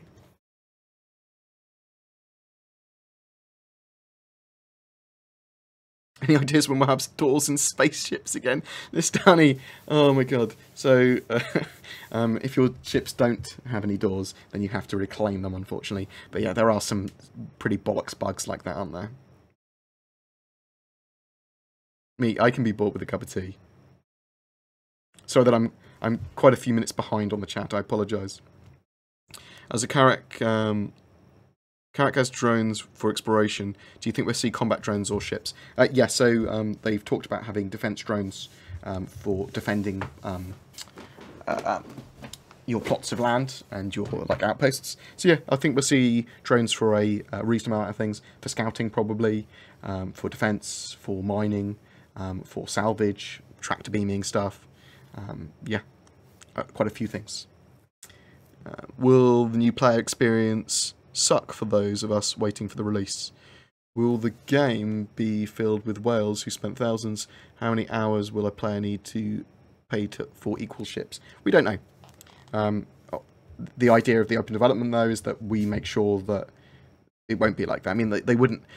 There's no way the developer would think that would be a good game anyway, so we need to make sure that the progression time's balanced, and we need to make sure that the game isn't just full of whales with billions of dollars ships. But I'm not sure if the new player experience will suck. Like, I think the idea of Star Citizen is that it's fun to progress, but it's fun to be in each of the ships. Like, you'd be skipping out on gameplay if you just jumped ahead of the ships. But we can't say until we actually have more of the gameplay in our hands, and then we are the people that need to guide that. How do you think the bags on the Prospector are going to work? They're supposed to literally fill up as you're using them and expand. And I suspect that they can be magnetically attracted or tractor beamed into cargo ships. They'll probably fit perfectly into like Hull C sections and the Hull series sections. And the ones that have large enough cargo holds will be able to either tractor beam them in or just push them in. Please spend $1,000 on cocaine. I'd fucking die laughing. Well, I would certainly die if you did $1,000 of cocaine at once. Any ideas when we're going to be able to have AI crew for ships? No. I don't know at all. They're going to be expanding subsumption and the AI throughout the year. But I don't know we're going to see crew for ships. I don't know. The hireable ones. Do you own any Origin ships? If so, which ones? 890 Jump, 325A,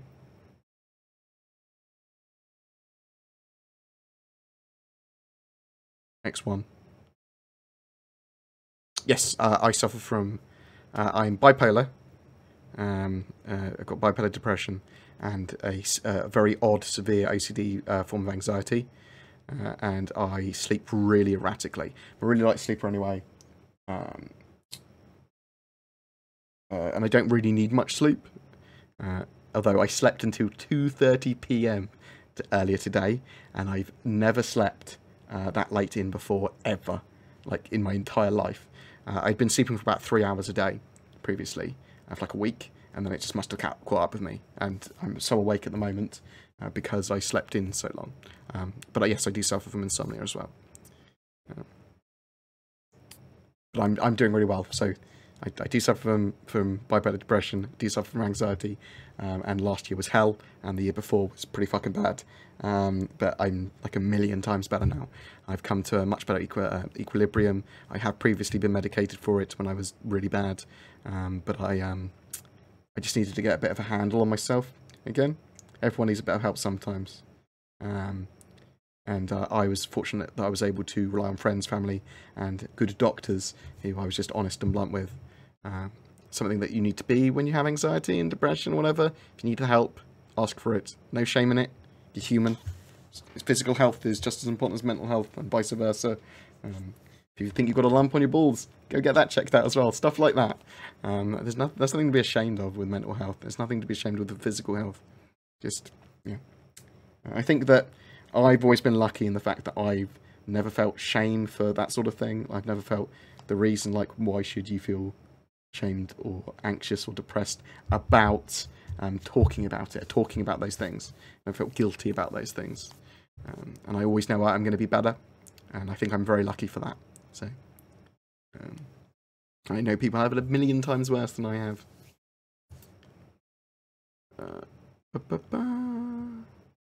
ETA on the Hull B. Well, we've got to probably see the Hull C this year.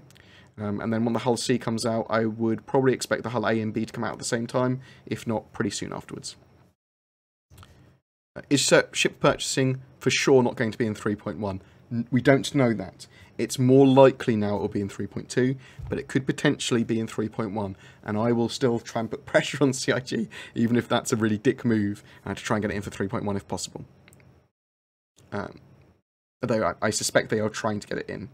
There are conspiracy theories of they don't want to put it in, they want to put it in as lately as they can because it will affect their sales. I don't think that's true. They're going to have to put it in at some point. I think it's going to make them more money by having it in. It's still going to make concept ships.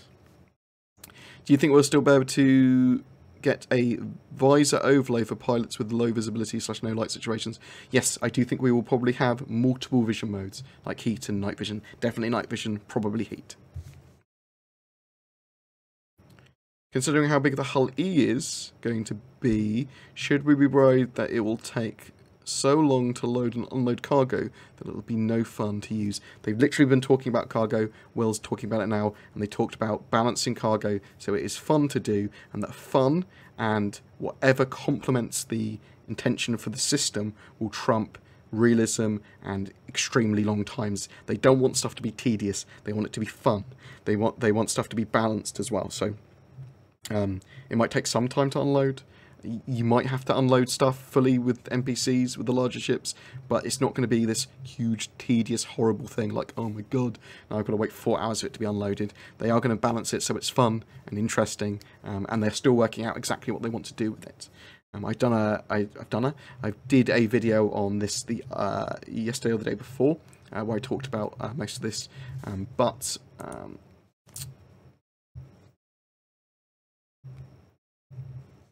beep, beep, beep.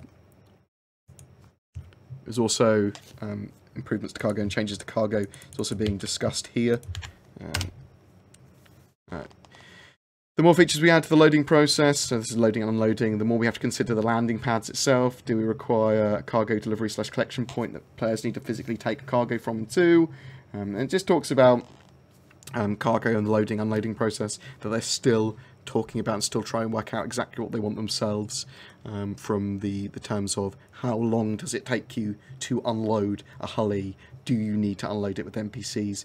Can you just park it somewhere and you leave and it will come back and it will just be unloaded for you? Do you have to pay people to do that? Stuff like that. It's all being looked at still. Good man for teching yourself, Adrian. It's an interesting sharing experience for everyone now. Will 2018 concepts be civilian only? I don't know. I suspect there'll be military ships in there, but I don't know. I'd like to see just economy and civilian ships, to be honest, but... Do you think we'll see large-scale AI encounters with the PU? Vandal invasions? Yes.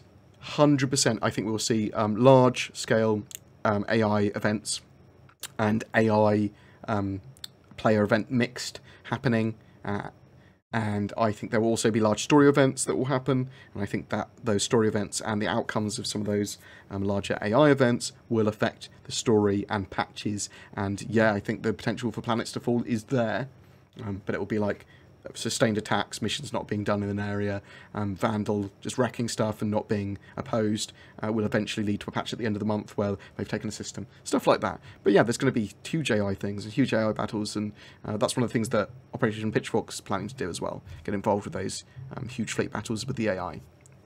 When the functionality of ships like the Prospector is complete, will they be available for purchase again? When they're flyable, yes.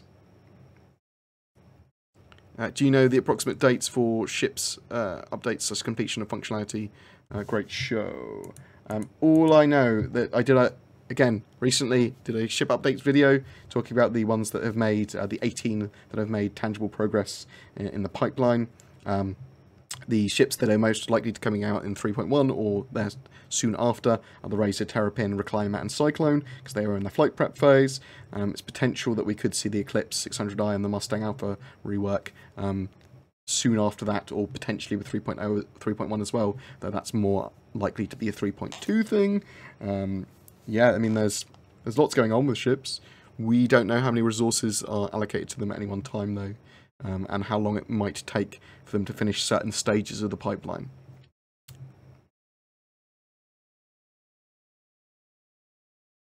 A Rocinante ship. He's my clout. I don't think my clout actually has much stuff. I think CIG would probably, if I messaged them and said, look, check this out, they'd have a look at something. But I don't think I could say, do this. I can get you guys to get angry enough to do something, though. Rile you up. Have you heard anything if mining will be in 3.1?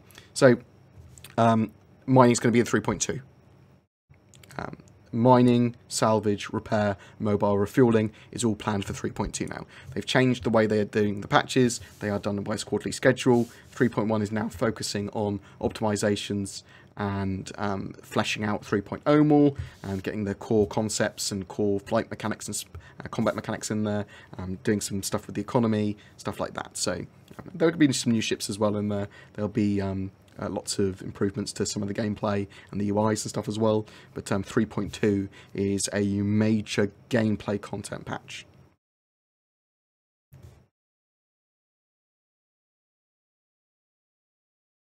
The Hammerhead is still being given away. It's going to be given away at the end of the month, though, to a random subscriber that's commented on a video this month. It's given away by IDF, the Intergalactic Defence Force. So check them out. They are a lawful org that are looking at doing escorting and teamwork missions. They did start off quite small, but I think that the org spotlight has given them quite a few new players, and they're a very friendly, malleable org. Do you think the Hull B will increase in size to take over what the Hull C used to be? No, I think the Hull B is going to be not too big.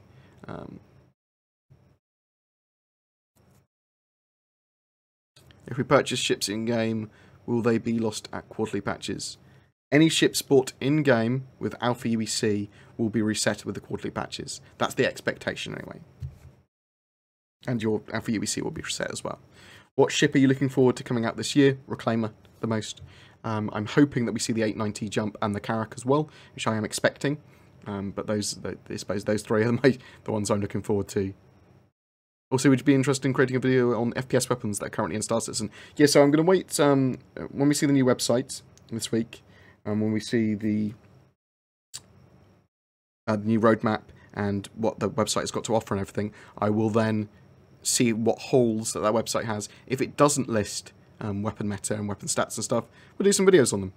And we'll then back that up with the website. We'll go on the redacted website and we'll have a looking at stats of weapons, looking at that meta, because that's important for the game. That's the sort of resources that we want, isn't it? On the RSO website, it says the Hull E will have 96,000 cargo hold,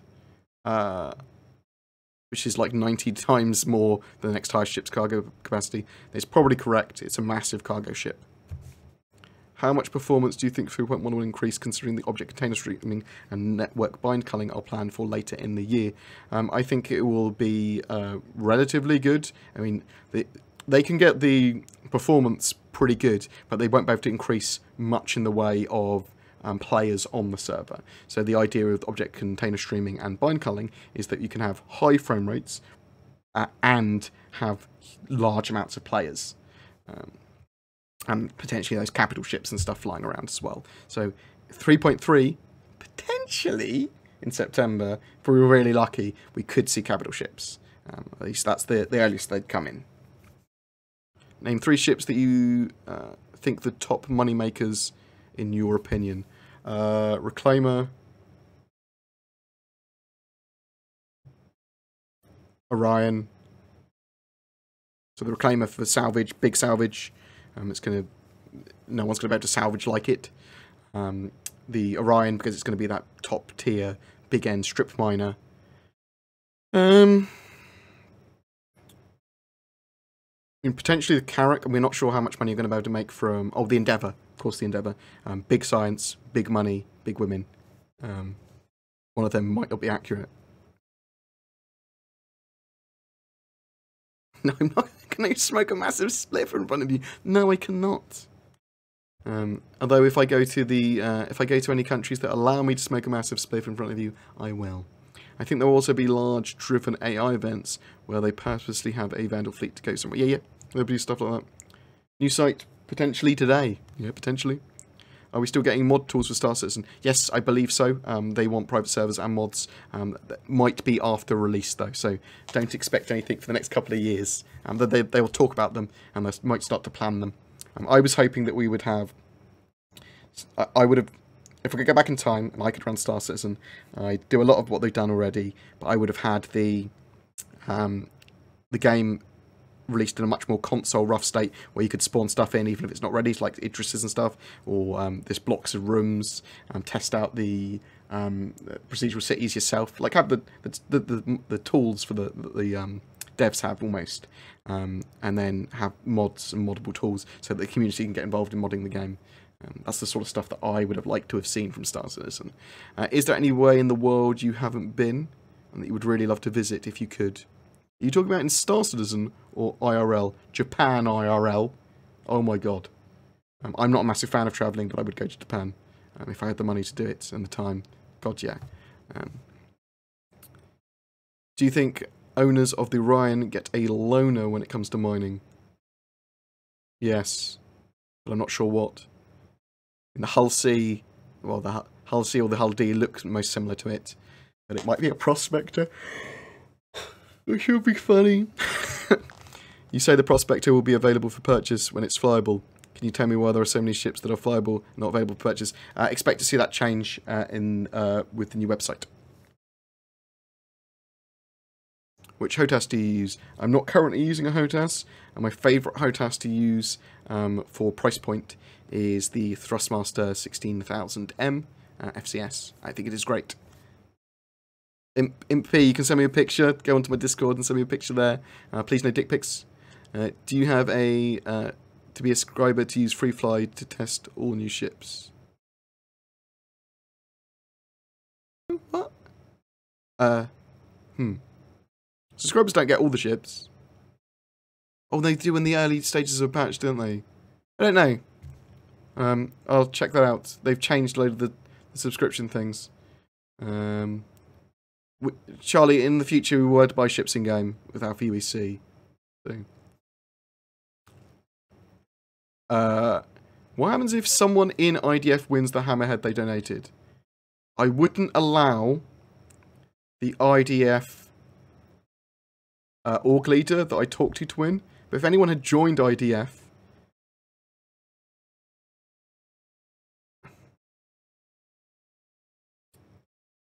if anyone had joined IDF, I didn't see a problem with that, them winning it. I mean, potentially they could. Potentially someone that commented could win it. I think it was I think that would be very unlikely to happen. If that did happen, I'd have to look at it to make sure it didn't look like it was some sort of bullshit rigging. Because I don't. One of the things with rigging stuff is that you just don't want other people to think it's rigged either. Like if it looks at it like that looks too rigged, I'd have to contact them and say, look, this is you shouldn't be able to win this or whatever. But I don't think that will happen. What is a random question? My mother won it. It was weird. She didn't even comment. What do you think will happen to the Voyager Direct Store and items that were purchased by backers that are currently hard locked to accounts? I'm hoping that we get the option to melt them, and I'm hoping that we get the our UEC back to be able to rebuy stuff and the new cheaper prices, or something like that. There needs to be something done about it, doesn't there?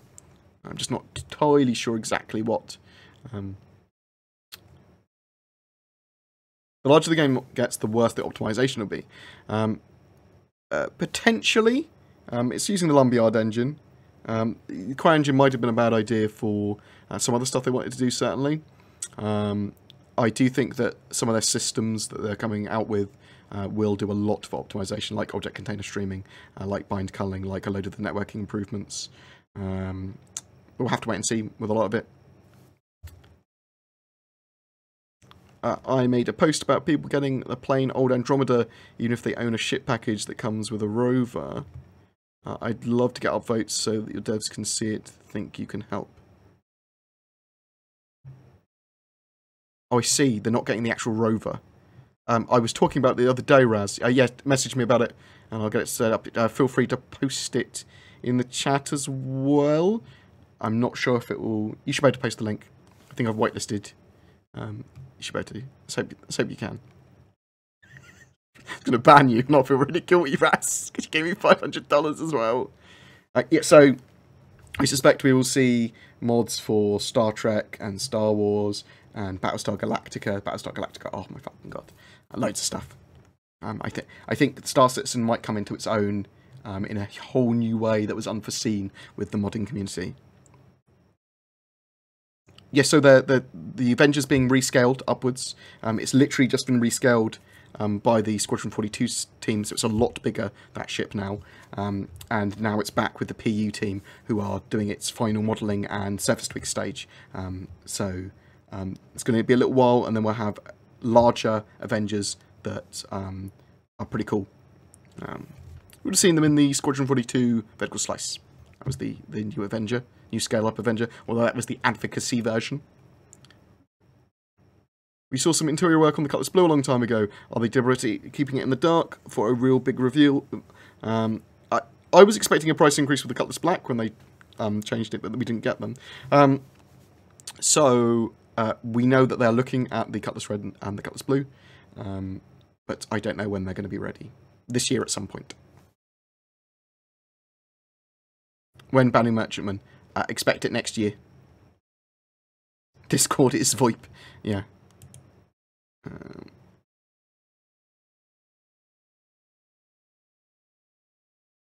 Love your face, noob, by the way. What are the thoughts on Chronicles of Illyria? Fundamentally a fantasy version of Star Citizen. Why do I know Chronicles of Illyria? Chronicles of Illyria. I've heard of Chronicles of Illyria. I think I might... Oh. So let's put on my screen logo up here. Some dudes jousting, mate.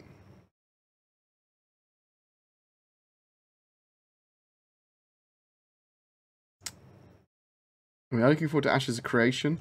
I'll have a look at this at some point. Probably tomorrow I'll have a quick look to see what's going on with that. Thanks. Always like looking at new games. When can we expect FOIP? So the faceware cameras are supposed to be going on pre-sale potentially this month. And I suspect we will find out a lot more about that with the roadmap tomorrow. Or this week, whenever the fucking website comes out and the roadmap comes out. I'm expecting face over IP actually this year, and people might say I'm mad. At least expecting a voice over IP, but I think the potential for face over IP this year is a very big possibility now for 3.4, so towards the end of the year. But how do you think Cloud Imperium is going to improve frame rates while still adding content? There's big major mechanics and cornerstones of the game that need to be finished, like object container streaming and that sort of stuff that are coming out with 3.3, and lots of optimizations, and that will improve frame rates. They need to integrate Vulkan into the game. They need to have the game, they need to look at some of those big optimizations, and they will at some point. I'm hoping we get Vulkan this year as well. They all add massively to the performance potential of Star Citizen. Beep, beep, beep. Beep, beep, beep.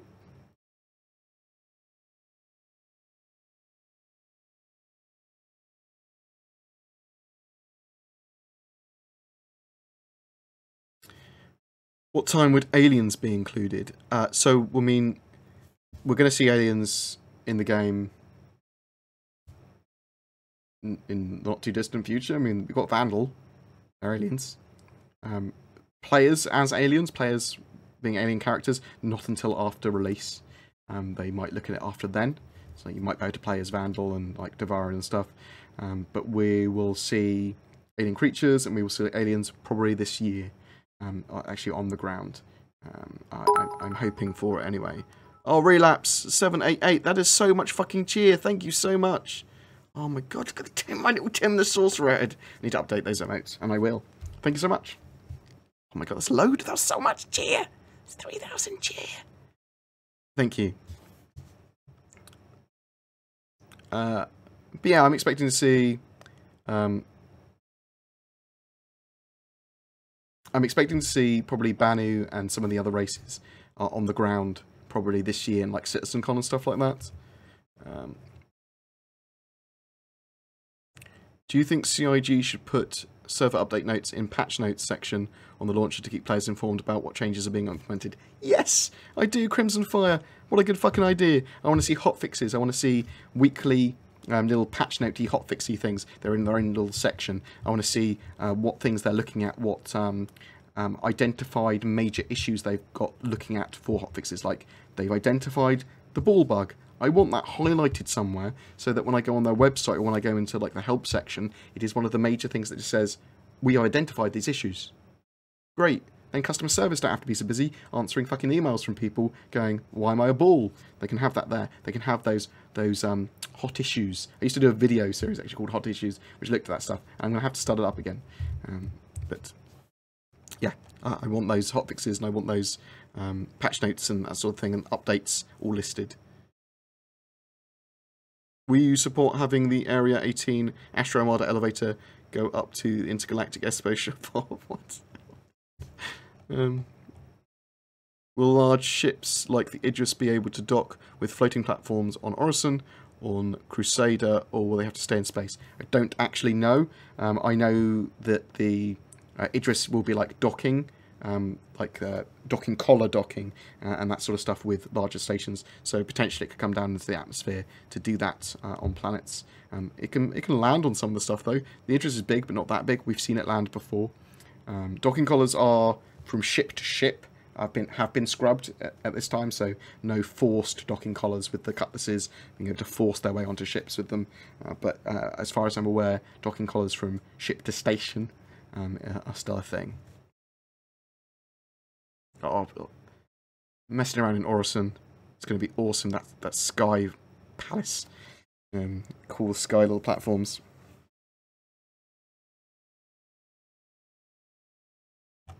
Ba, ba, ba, ba, ba, ba, ba.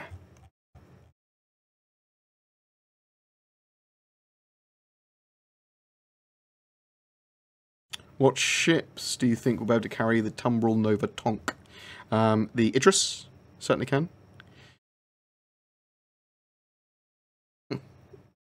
I think that comes to the end of the list. No, there must be more. I just can't think of any. There's got to be ways of taking them to the ground. There's got to be ways of transporting them that make sense in civilian fashion, because otherwise how would you get your tank in the first place? So you could assemble them on the planet. Yeah, actually, I'd be happy with them being disassemblable. Like, having a vehicle or a ship that's job is to disassemble and pack things. That would be a cool thing. Yeah, so 3.1, one of its major focuses is frame rates and optimization. 3.3 with object container streaming. 3.2 is potentially looking at repair, mining, salvage, mobile refueling, player contracts, service beacons, AI on the ground, lots of stuff for 3.2. Why is mining being introduced before scanning? So we might see scanning more and more from 3.1 onwards. So they might start to implement and have a bit more in the way of scanning. Also, they've talked about in 3.3, I think, having the potentially the surveying and land claim mechanics. So expect to see more and more scanning stuff. Scanning is something they're going to constantly flesh out, rather than going, the scanning mechanic is coming for this. They will be from patch to patch. We'll keep on getting updated. Do you know ASL? Can you help with my ASL homework? I'm not sure what that is. Have you played much MechWarrior Online? Yes, I have a founder's account, in fact. I used to love MechWarrior Online. My mate Wes, who actually got me into Star Citizen, used to run around in the smallest little mech and wreck everyone by being super fast and just running around them and like flying around them and things. I was like, oh my god, he had so much coordination with his little tiny mechy neck. Just running around like Atlases and Mad Cats and stuff. Do you think the reworked Avenger will increase the sizes of any of its hardpoints? I don't actually know. Its interior is obviously increased in size, so the potential for it to have better or different hardpoints is there. That said, I don't know. It'd be interesting if it got better hardpoints, because it would have to increase in value, wouldn't it? Probably. It might just be a size increase rather than a hardpoint increase. The military version of it, the advocacy version of it, probably has better hardpoints. We could see the Tonk this year. I just think it's unlikely.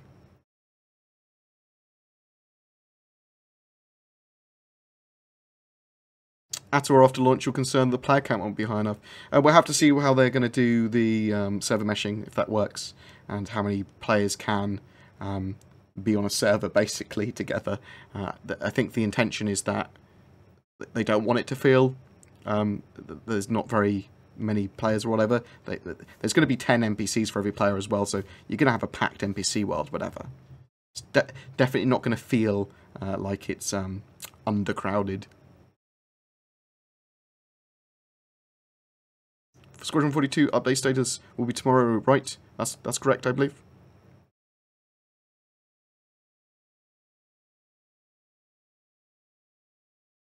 Yeah, as long as Star Citizen, as long as it gets like 20% right of what it wants to do, it'll probably be one of the best games I've ever played. Probably, I mean, it's the game that scratches all my itches and the game I've been looking forward to the most. Really, I really was looking forward to Evolve ages ago, which turned out to not have matchmaking working properly, and have lots of issues. So that burnt me a lot. Has there been talk about space elevators in Star Citizen? Not really. I'll have a look though. I mean, we'll see the Vandal first in game properly, because they're needed for Squadron 42. I don't think the other races are needed as much in Squadron 42, if at all, for the episode 1. So the Vandal. I don't know what planet or system I'll be hanging out most when the game launches. I'll have to have a look. But it will probably be human-secured fringe worlds. So on the borders of secure space.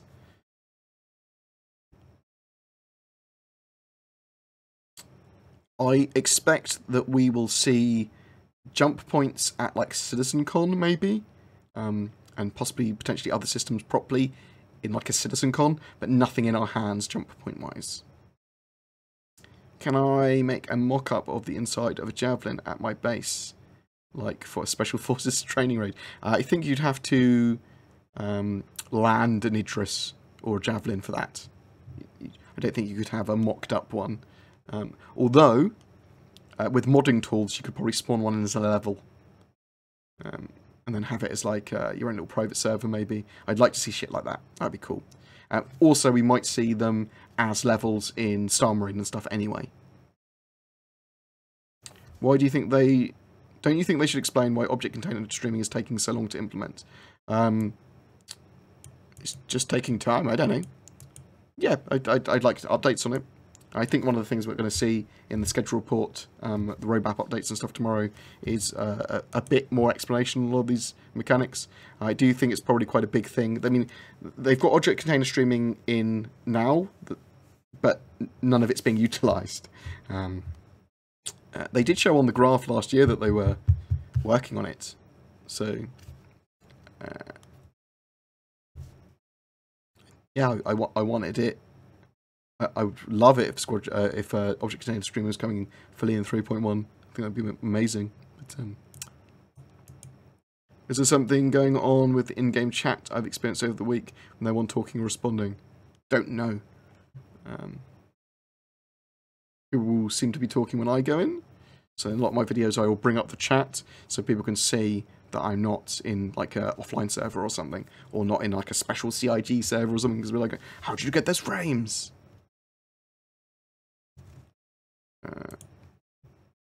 Oh my god.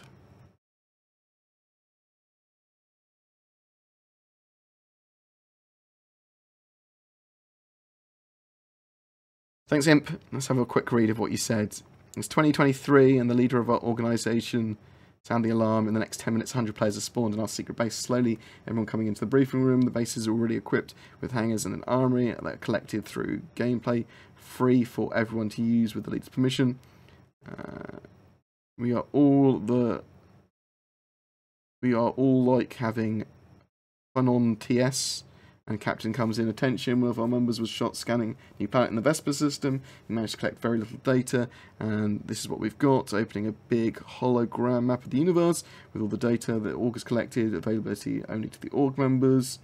The plan is to go investigate, but the environment is very aggressive, so we need to prepare well while we gear up and equip ourselves and our ships.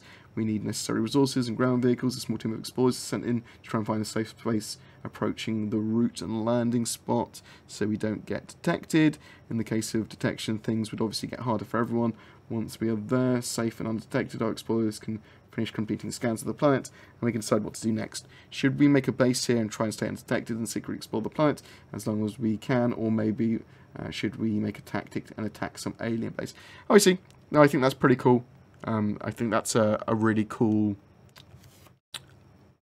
way that you see the game. I think a lot of that stuff can be done even if it's just partly role-played by people. Like, I do think there's going to be ways of conveying data like that and stuff. So, yeah, I think that would be pretty cool.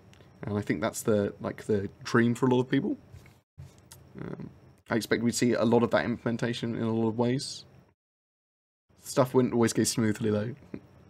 Lots of player v player stuff's going to be quite interesting as well.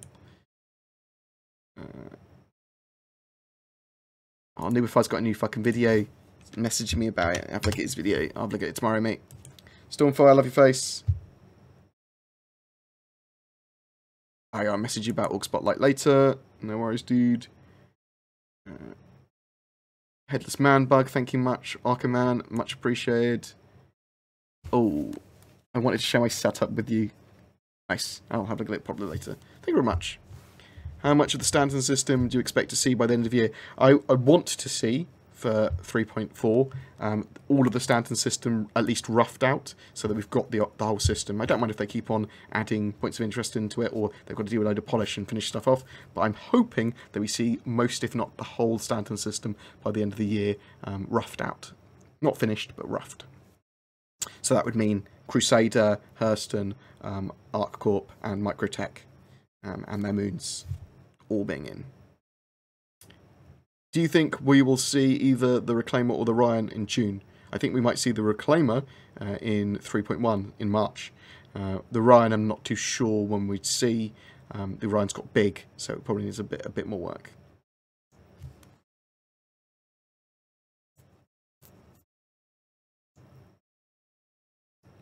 When will we be able to go to ArcCorp? Probably this year. At some point, we saw obviously the procedural facility tech for that. They need a bit more work, but as I said, I think we'll have the game fleshed out a lot more by the end of the year. So 3.3 with the object container streaming is probably when you might start to see planets like that.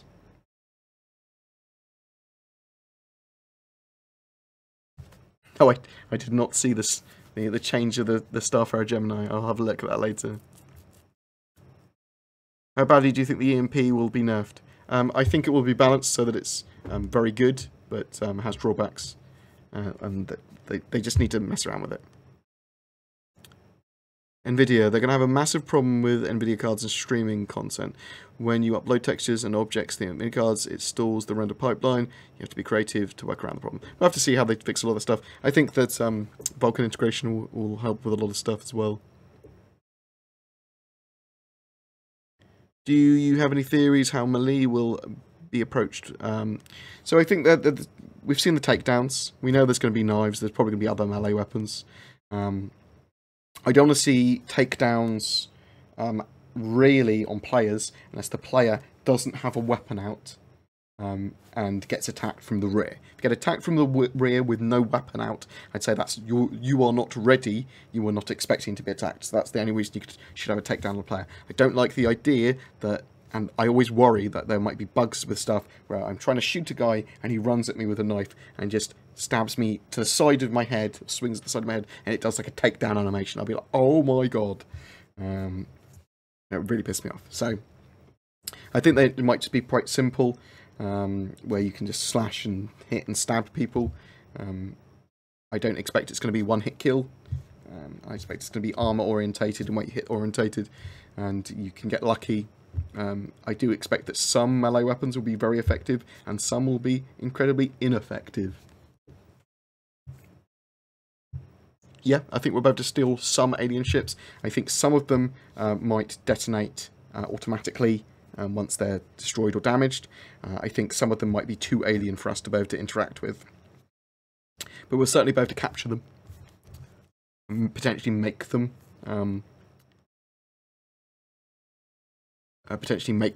habitable for humans, but I don't know about that.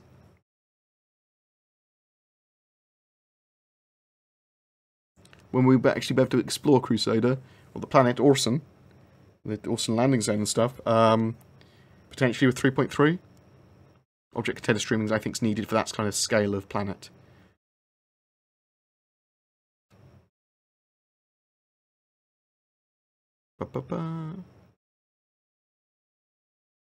Yeah, Arma 3 does large-scale battles pretty well. I'm actually starting to look at Escape from Tarkov in a totally massive off-tangent. I was watching on Smashy's stream the other day and went, oh, it's pretty cool in a team. How do guilds protect themselves when a new member takes a high-value ship, flies off, and then quits the org who owns the ship?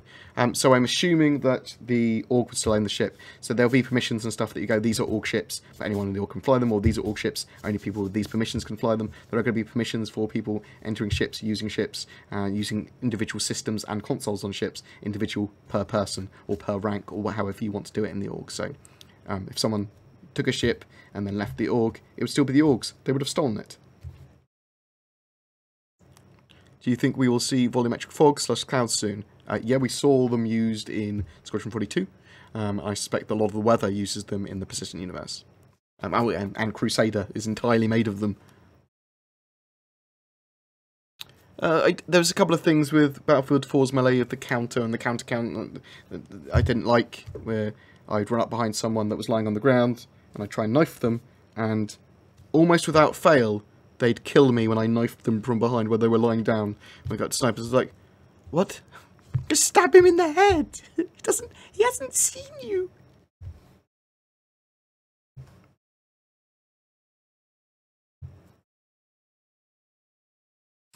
When do I think let's see more ramming ships? I don't know.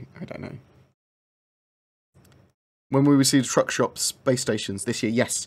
Port Olisar and places like that will get replaced with them. We can see them on the screen behind me there. That is the truck stop, a modular space station that can be procedurally generated if they wanted to, but they'll always be procedurally assisted, which by that I mean they can generate a station based on a set of parameters, and then they can move stuff around if they want to, add hero elements and make sure it's got all the shops and shop inventories and stuff that they want. They're always going to be partly looked at by artists. Don't know when I'm going to get them. Potentially with 3.2 we might see some more. Just throughout the year. I don't really know when. I haven't. We'll know a bit more tomorrow. I know that's a bit of a cop out. I've said that a lot, but will the Reclaimer be permanently sold on the pledge store once it's flight ready? Yes, I believe so. Yeah, at least until they stop selling ships. So how has the Cutlass Black been performing? It's one of my favourite ships, although it is a bit floaty, to use in 3.0 because it can kind of do everything, and it's got a load of missiles and it can deal with a lot of situations. You want to give it ballistic loadouts if you can.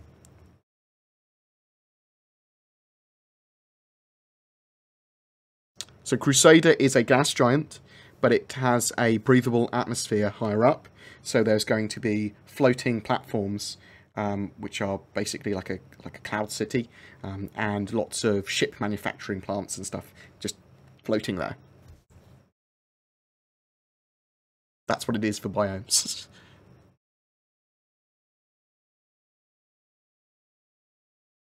I am a little upset. I'm a lot upset, actually, about them delaying, potentially delaying the ship buying in game. I want it with 3.1, and I'm still going to push for it to 3.1. They said that it's still, like, they said it's probably going to slip to 3.2. Well, it's probably going to slip, but we'll have to wait and see. I will still, if it's at all possible, I want CIG to have it in 3.1. On your opinion, with Takedown, would it be a better solution to have them succeed more depending on how aware the player was? Yeah. So if you, I think the only way you should be able to do a takedown is if you're behind them and they are they don't have a weapon out. That's the way I'd do it. NPCs might be different. Maybe you should be able to take them down like that. I don't know. I'm not a massive fan of takedown mechanics on players. Would you like weather to affect your ship whilst in atmosphere? Yes, I think it should. I think environmental hazards need to be a thing as well. Strong winds and stuff. I mean, that's one of the reasons to use ground vehicles, right? Like, you have these strong weather systems, atmospheric effects, stuff that dampens sensors, stuff that requires you to get out of your ship and not use your ship so much, or that it's dangerous to have certain ships. Thoughts on being able to use wreck ships in the PU being intended or a bug? It's a bug. Will you be able to fly closer to the core of gas giants? Yeah, but you will eventually be killed.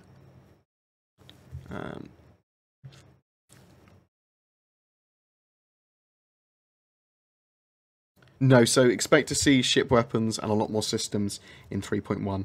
I'm not sure why ship weapons weren't properly in 3.0 live. When will we start seeing flora and fauna? Or fauna, you've actually said. This year. We've seen a little bit of CitizenCon and stuff. I suspect we'll see a lot more at this year's Gamescom or CitizenCon or whatever events they are actually going to, because they haven't confirmed yet. This year, probably. Do you think we'll get windshield wipers? I do think we will actually on ground vehicles.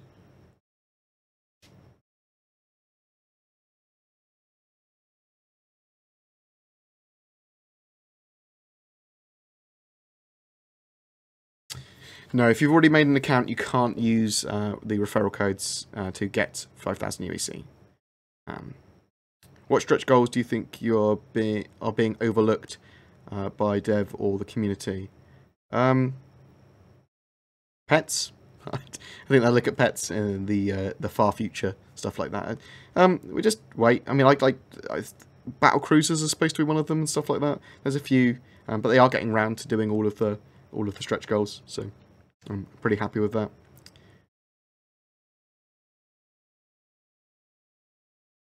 Yeah, we'll have to see exactly how they handle hand-to-hand combat and stuff. But I just want a basic attacking system where I can slash and do a couple of attacks, and that weapons have length. Just have weapons have length and that sort of stuff. Takedown systems are fine, but they have to be balanced to not to really piss me off.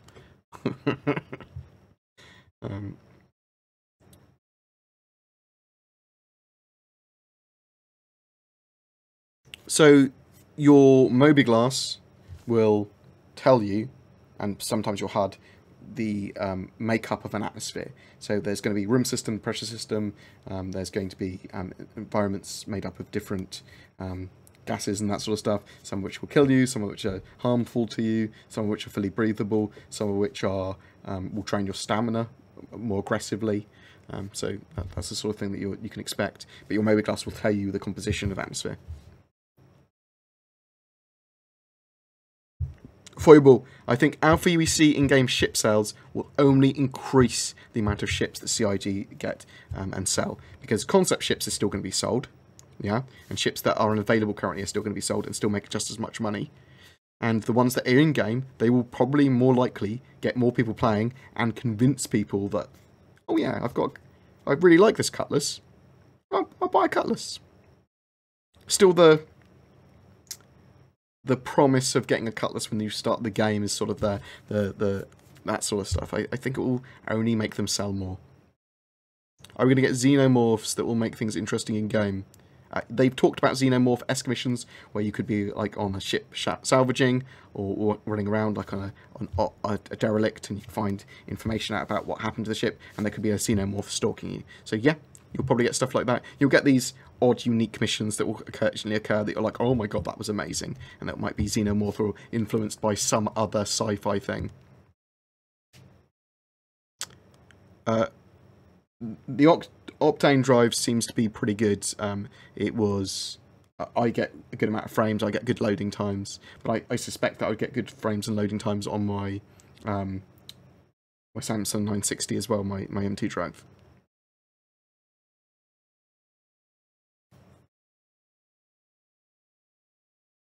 They talked about this. They are not entirely sure whether or not that we will be able to have quick quantum blind jumps in the future or not. They can do them if they want to, but it's whether it's sensible for them to do them. So maybe. When can we expect character customization?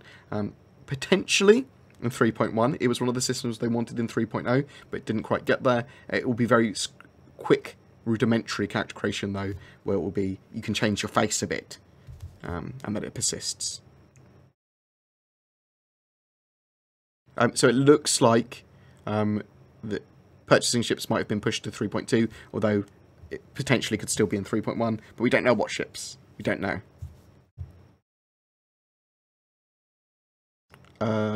I don't have a write-up of every ship I own. I've got the ship buyer's guide on my channel. Well, I suppose in that case I do. I've covered pretty much every ship on the ship buyer's guide. I need to entirely redo a lot of them though, because we've got a load more information from the ship matrix. The flight models have changed a bit, the hard points have changed a lot, and the systems and item system 2.0 is now out. Once we have the website live by this weekend and the roadmap and stuff, I will check the ship matrix, see if there's any extra changes, and then we'll start looking at all the ships again individually. Is there any talk of org space stations? No, not at the moment. There's potential that you could have capturable space stations. There's potential you could have buildable space stations. That's what I'm hoping that they will unveil at some point, but we'll have to wait and see. Is there a fix for the fact that I'm invisible and can't play? Yes, Stephen. So if it's not been fixed for you yet, because they did roll out a load of fixes, I'm hoping that the rest of the people will be fixed by the weekend. Email customer service, and they should be able to fix you now. Do you think Squadron 42 will unlock items or achievements for use in the PU? Yes, your Squadron 42 playthroughs will affect some stuff in the PU. So I expect to see flare items and stuff like that, but also potential missions and reputation being affected. My girlfriend wants to know when we can get female avatars. So they had to finish the male animation sets and all that sort of stuff and get them 100% down to be able to know exactly what they needed to finish off with the female ones before bringing them to this game. They want the female and male animations to be exactly that. They don't want them to be scaled down versions of each other, so they want the female animations to be unique and female. That will be coming almost certainly fully this year, but I don't know when. They keep on sidestepping it. I thought it was going to be for 3.0, but now I'm not sure if it's going to be even for 3.2 or for 3.3. Expect updates to stop resetting UEC or Alpha UEC once they get rid of Alpha UEC, so either towards the end of the beta or at launch. I'm not sure if they'll add combat pets. I don't know what they're going to do with pets either. I bought a Shaw tractor in 2014. Will they just stop things from floating away, or can you reel objects in with them? I believe you can reel objects in with them. That's what you're going to be able to do with the tractors system. And tractor beams, very useful for salvage. I'm not sure what they're going to be able to do to ships that are alive, but ships that are like injured or damaged or destroyed or salvageable, you should be able to move them around or hold them in position, stop them from spinning maybe. Yeah, they're going to keep on tweaking the distance you come out from like quantum driving to a planet so that you can get to the surface quicker, or they'll mess around with the second stage afterburner to make you be able to get to places quicker, or they'll allow you to do like more little jumps to be able to get to a planet's surface quicker. Yeah, they keep on tweaking that. Will any Origin ships ever be combat worthy? Lol. I don't know. I learnt how to fly and fight in the 325A, though I thought it was a nice little combat ship. I think the Razor's pretty sexy as a racing ship. Can you give me one sentence that sells each of the following ships? Banner Merchantman, Reclaimer, 600 Iron Carrack. No? Well, I can. Top tier. They're top tier on all their roles, really, aren't they? So, Banner Merchantman is going to be, well, it's kind of got a unique role. It's Floating Bazaar, but it's going to be like high tier, interesting trade. The Reclaimer is top tier salvage and treasure hunting ship. 600i is extreme luxury, like Constellation, with all the like things that the Constellation has. It's a lot more expensive though, and the Carrack is top tier exploration. When I bought the game, I got the starter ship. If people have a Javelin compared to my starter, how is that fair? What do you mean? Like, it's not a game about Javelin versus Aurora. It's not about fairness either. So, you're going to be a lot more efficient if it's a 1v1. They're going to have a lot more costs, so they're not going to be able to afford to look after the Javelin for more than a day. It's not a 1v1 PvP system, though. At the moment, Star Citizen could be seen as pay-to-win if you couldn't buy ships with wreck in PvP, because you could have like a Saber versus an Aurora. But it's not a game that you have in the Persistent Universe 1v1 situation in like the protected systems, and NPCs have those ships anyway. So if you go to dangerous areas of space, like the dangerous systems, you're going to be fighting NPCs which have much better ships than you. I've got a whole video on the pay-to-win aspect of stuff, which you can take a look at.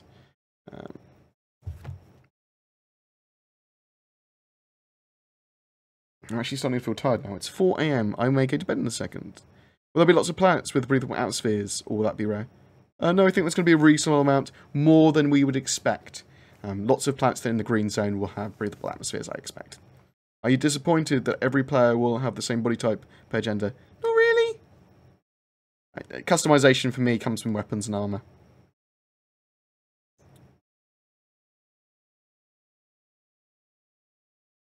I can't get to sleep. Would you prefer the Phoenix or the 600i? 600i, for me. If you want to give me one, that's fine. The massive battleship will have low to no chance to hit the small target. Well, yeah, you need crew and stuff, don't you? So, like a Javelin, it's an interesting fight. If it's 1v1, it's like the Javelin's not going to be able to operate very well. To get into a blind spot and to shoot it. No, we're not sure how the repairing mechanics are actually going to work. So we know there's going to be multiple different types of repairing things as well. So some ships will blow components, some components will get damaged, and like relay boxes will get damaged that will prevent power from getting around ships, so that you will have to go and repair those by pulling out fuse boxes, putting components back in, welding areas and ships and things like that to get them working.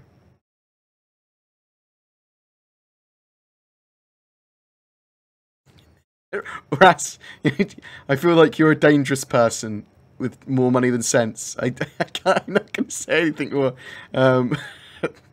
Do you get enough sleep? Why not? I'm insomniac, so I'll go to sleep when I fucking feel like it. That's why I was streaming today.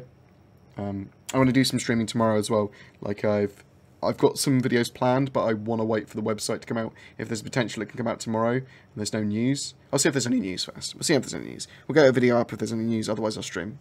Or maybe I'll do both. Yes! I think we'll see, potentially see the jump system this year at like a CitizenCon or a Gamescom. One of those kind of demos, if you know what I mean. I'd just love to be gifted a Mars bar. Oh, Passio. Since the Polaris is a Corvette class, and the Javelin is a destroyer, do you think we will see a battleship class? I believe that's in... I do think we will see battleships or battlecruisers or both in the future, yeah. I like streams to be more around the 6 PM your time. Yeah, well, I mean, that's probably the best for me as well, to be honest, when I'm a bit more sensible with sleep. No, Raz, mate, you had me at $500 donation. Like, I'll reschedule for you, mate. Don't you worry. I got your back. Hashtag massive sellout. Will we be able to sell our ships in the finished game? And if so, how might this affect the economy / markets? Yeah, you'll be able to sell your ships in game, and it will affect them. Will a small ship be able to fly inside the range of a capital ship's shields and shoot at it without the shields affecting their shots? I expect it would be able to. I'm not sure how ships passing through shields works. Does Idris's shields have to be down for the ships to land on it? I don't think they do. I think you might be able to fly inside capital ships. Like, you might be able to fly into the landing bay and start shooting. It's an interesting one, actually. I don't know. Let me add that to my questions list. Questions for Aaron. Ships inside shields. Damage carriers from within. Let's put that as a note. Bored, I'm quite worried about being griefed upon release, people's suicide ramming and stuff like that. Any thoughts or to alleviate my fears? I suspect that we will see some forms of attempted alpha striking and that sort of stuff, but we're more likely to see a lot of that during beta and the PTU and the alpha phases.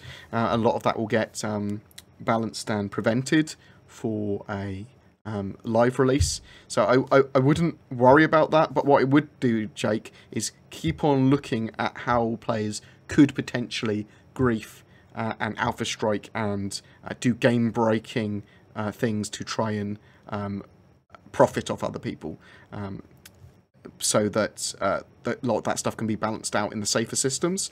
Obviously, griefing in any form of like true griefing needs to be stopped. And there needs to be a system to report it as well, because griefing will normally work within the game systems. Like, it will be someone with like 30 accounts with Auroras on that will just ram you on landing pads in safe space that they shouldn't be able to get away with, or there should be like big restrictions for doing.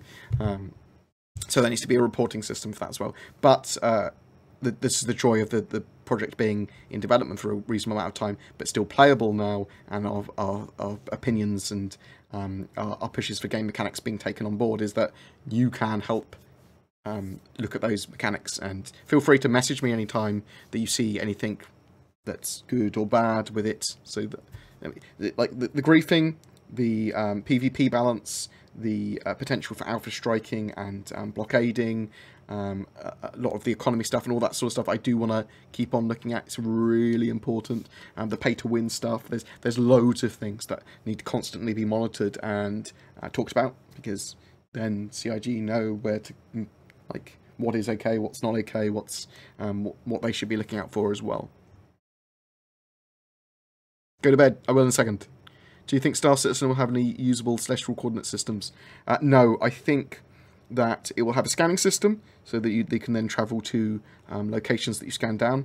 I think that it will have a nav beacon system, which you can place a nav beacon, and then people that know that coordinate or are able, you can then share that with other people to travel to those coordinates with. I think it will have a service beacon system where you can put a distress signal out, and a contract system that will allow them to go straight to your ship, but that could be potentially picked up by multiple people, even if you don't want them to pick it up. So pirates might be able to see you there when you do things like that. I don't think it will have a go to this coordinate system, where you could just choose a coordinate that you haven't previously visited, or there's no nav beacon there, or anywhere to scan there.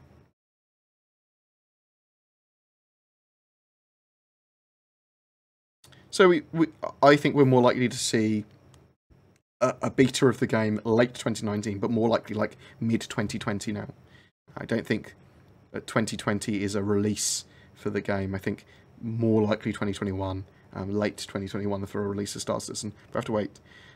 How does it feel to be just under 5k subs away from 100,000 on YouTube? It's a fucking crazy dream. Like, it's fucking amazing, isn't it? You get a little YouTube plaque with a little play button and stuff in it. I'm really looking forward to that. I've been really lucky with falling into YouTube and content creation and Star Citizen and the community and everything else that I've been with. So thank you very much. Like, it's been an amazing experience so far, and it's something that I'm planning to do for like at least 10 years, sort of thing now as well. So it's a big thing, and it's amazing. And it's fun, and yeah. It's the best thing I've ever done with my life. Like, I'm really loving it, really enjoying it. So thank you for allowing me to do that, quite genuinely. Are we going to see ArcCorp and Hurston in 3.1? No. We are not. Is it luck or finesse? I think it's the latter. It's something that Star Citizen lacks at the moment, but it shouldn't. It's persistence. It took me a year and a half to gear up my channel. I probably would be doing Blizzard and like Diablo 3 content and some other game content and doing videos for that in a similar style to what I do for Star Citizen, but for them, if I wasn't doing Star Citizen. I want to check out in a lot more detail Escape from Tarkov. Everyone was playing Sea of Thieves when I looked on Twitch a minute ago, and I was like, okay. It's obviously out of its NDA'd or embargoed beta, so now it's beta for everyone, open beta or closed beta or whatever. So I'll have a look at that at some point. But Escape from Tarkov is someone I want to check out. For the Discord, if anyone's got any questions or anything they want to ask me or anything they want to bring to my attention, whatever, jump on my Discord, message me. I will answer your messages when I can. I am just a dude with a computer. I think I'm hopefully relatable because of that, and hopefully people will understand that they can be content creators too if they want to be. At least they can. At least it's not an inaccessible job. But thank you so much for the stupid amounts of donations today, Raz, you madman, and all the subs as well. Jeez, I need to start streaming lots apparently. But thank you. This is amazing, man. This is it's a world of an experience. I'm really looking forward to my office tour in March. Oh, I'm really looking forward to the website updates and the new roadmap. Oh, at least I'm tired now, so I'm gonna go to bed. I'm gonna go see if anyone else is streaming. $60. Ugh. Why do things have to be so expensive? Sea of Thieves, well expensive. Sort of live by. Well, I mean, I'm financially supported by my content. Yes, 100%. But I wake up in the morning or the afternoon as today, and I sit down and I go, what do I make? What do I want to make a video on? What's the latest news? I've got some emails from people that are saying I should look at this or there's something cool, and then I get to choose what I want to make my video on. And sometimes I can take a day off if I want to. Sometimes I can stream if I want to. It's good. It's lots of freedom, lots of cool stuff. I am going to go to bed. I'm also going to check out to see her streaming, and we're going to go and host them. Hopefully someone's streaming Star Citizen rather than Sea of Thieves, although I'm sure Sea of Thieves is fun. Do we have anyone on? No, we. Oh my fuck! Manly Badass Hero.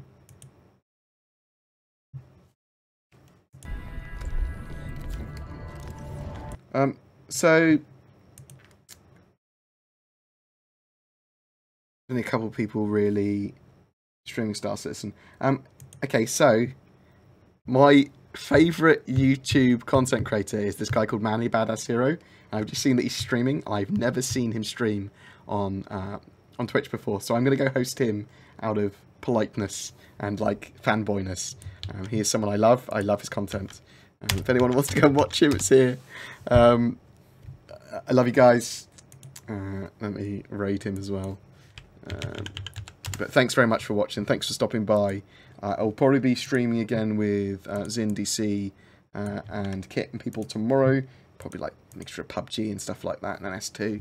And we're going to start to do Star Citizen as well soon. But thank you for staying up with me. It's very much appreciated. Yeah, you can...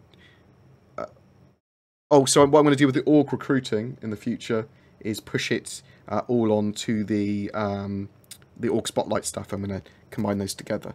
Yeah, there's going to be some more rules going up on the Discord soon. But thank you very much for watching, guys. Fucking love you guys. No, I just joined. Sorry, bro. I love your face. Take care. Be good. Or be bad. Whatever's good for you. Yeah. Doop, doop. Love, love. Money over here.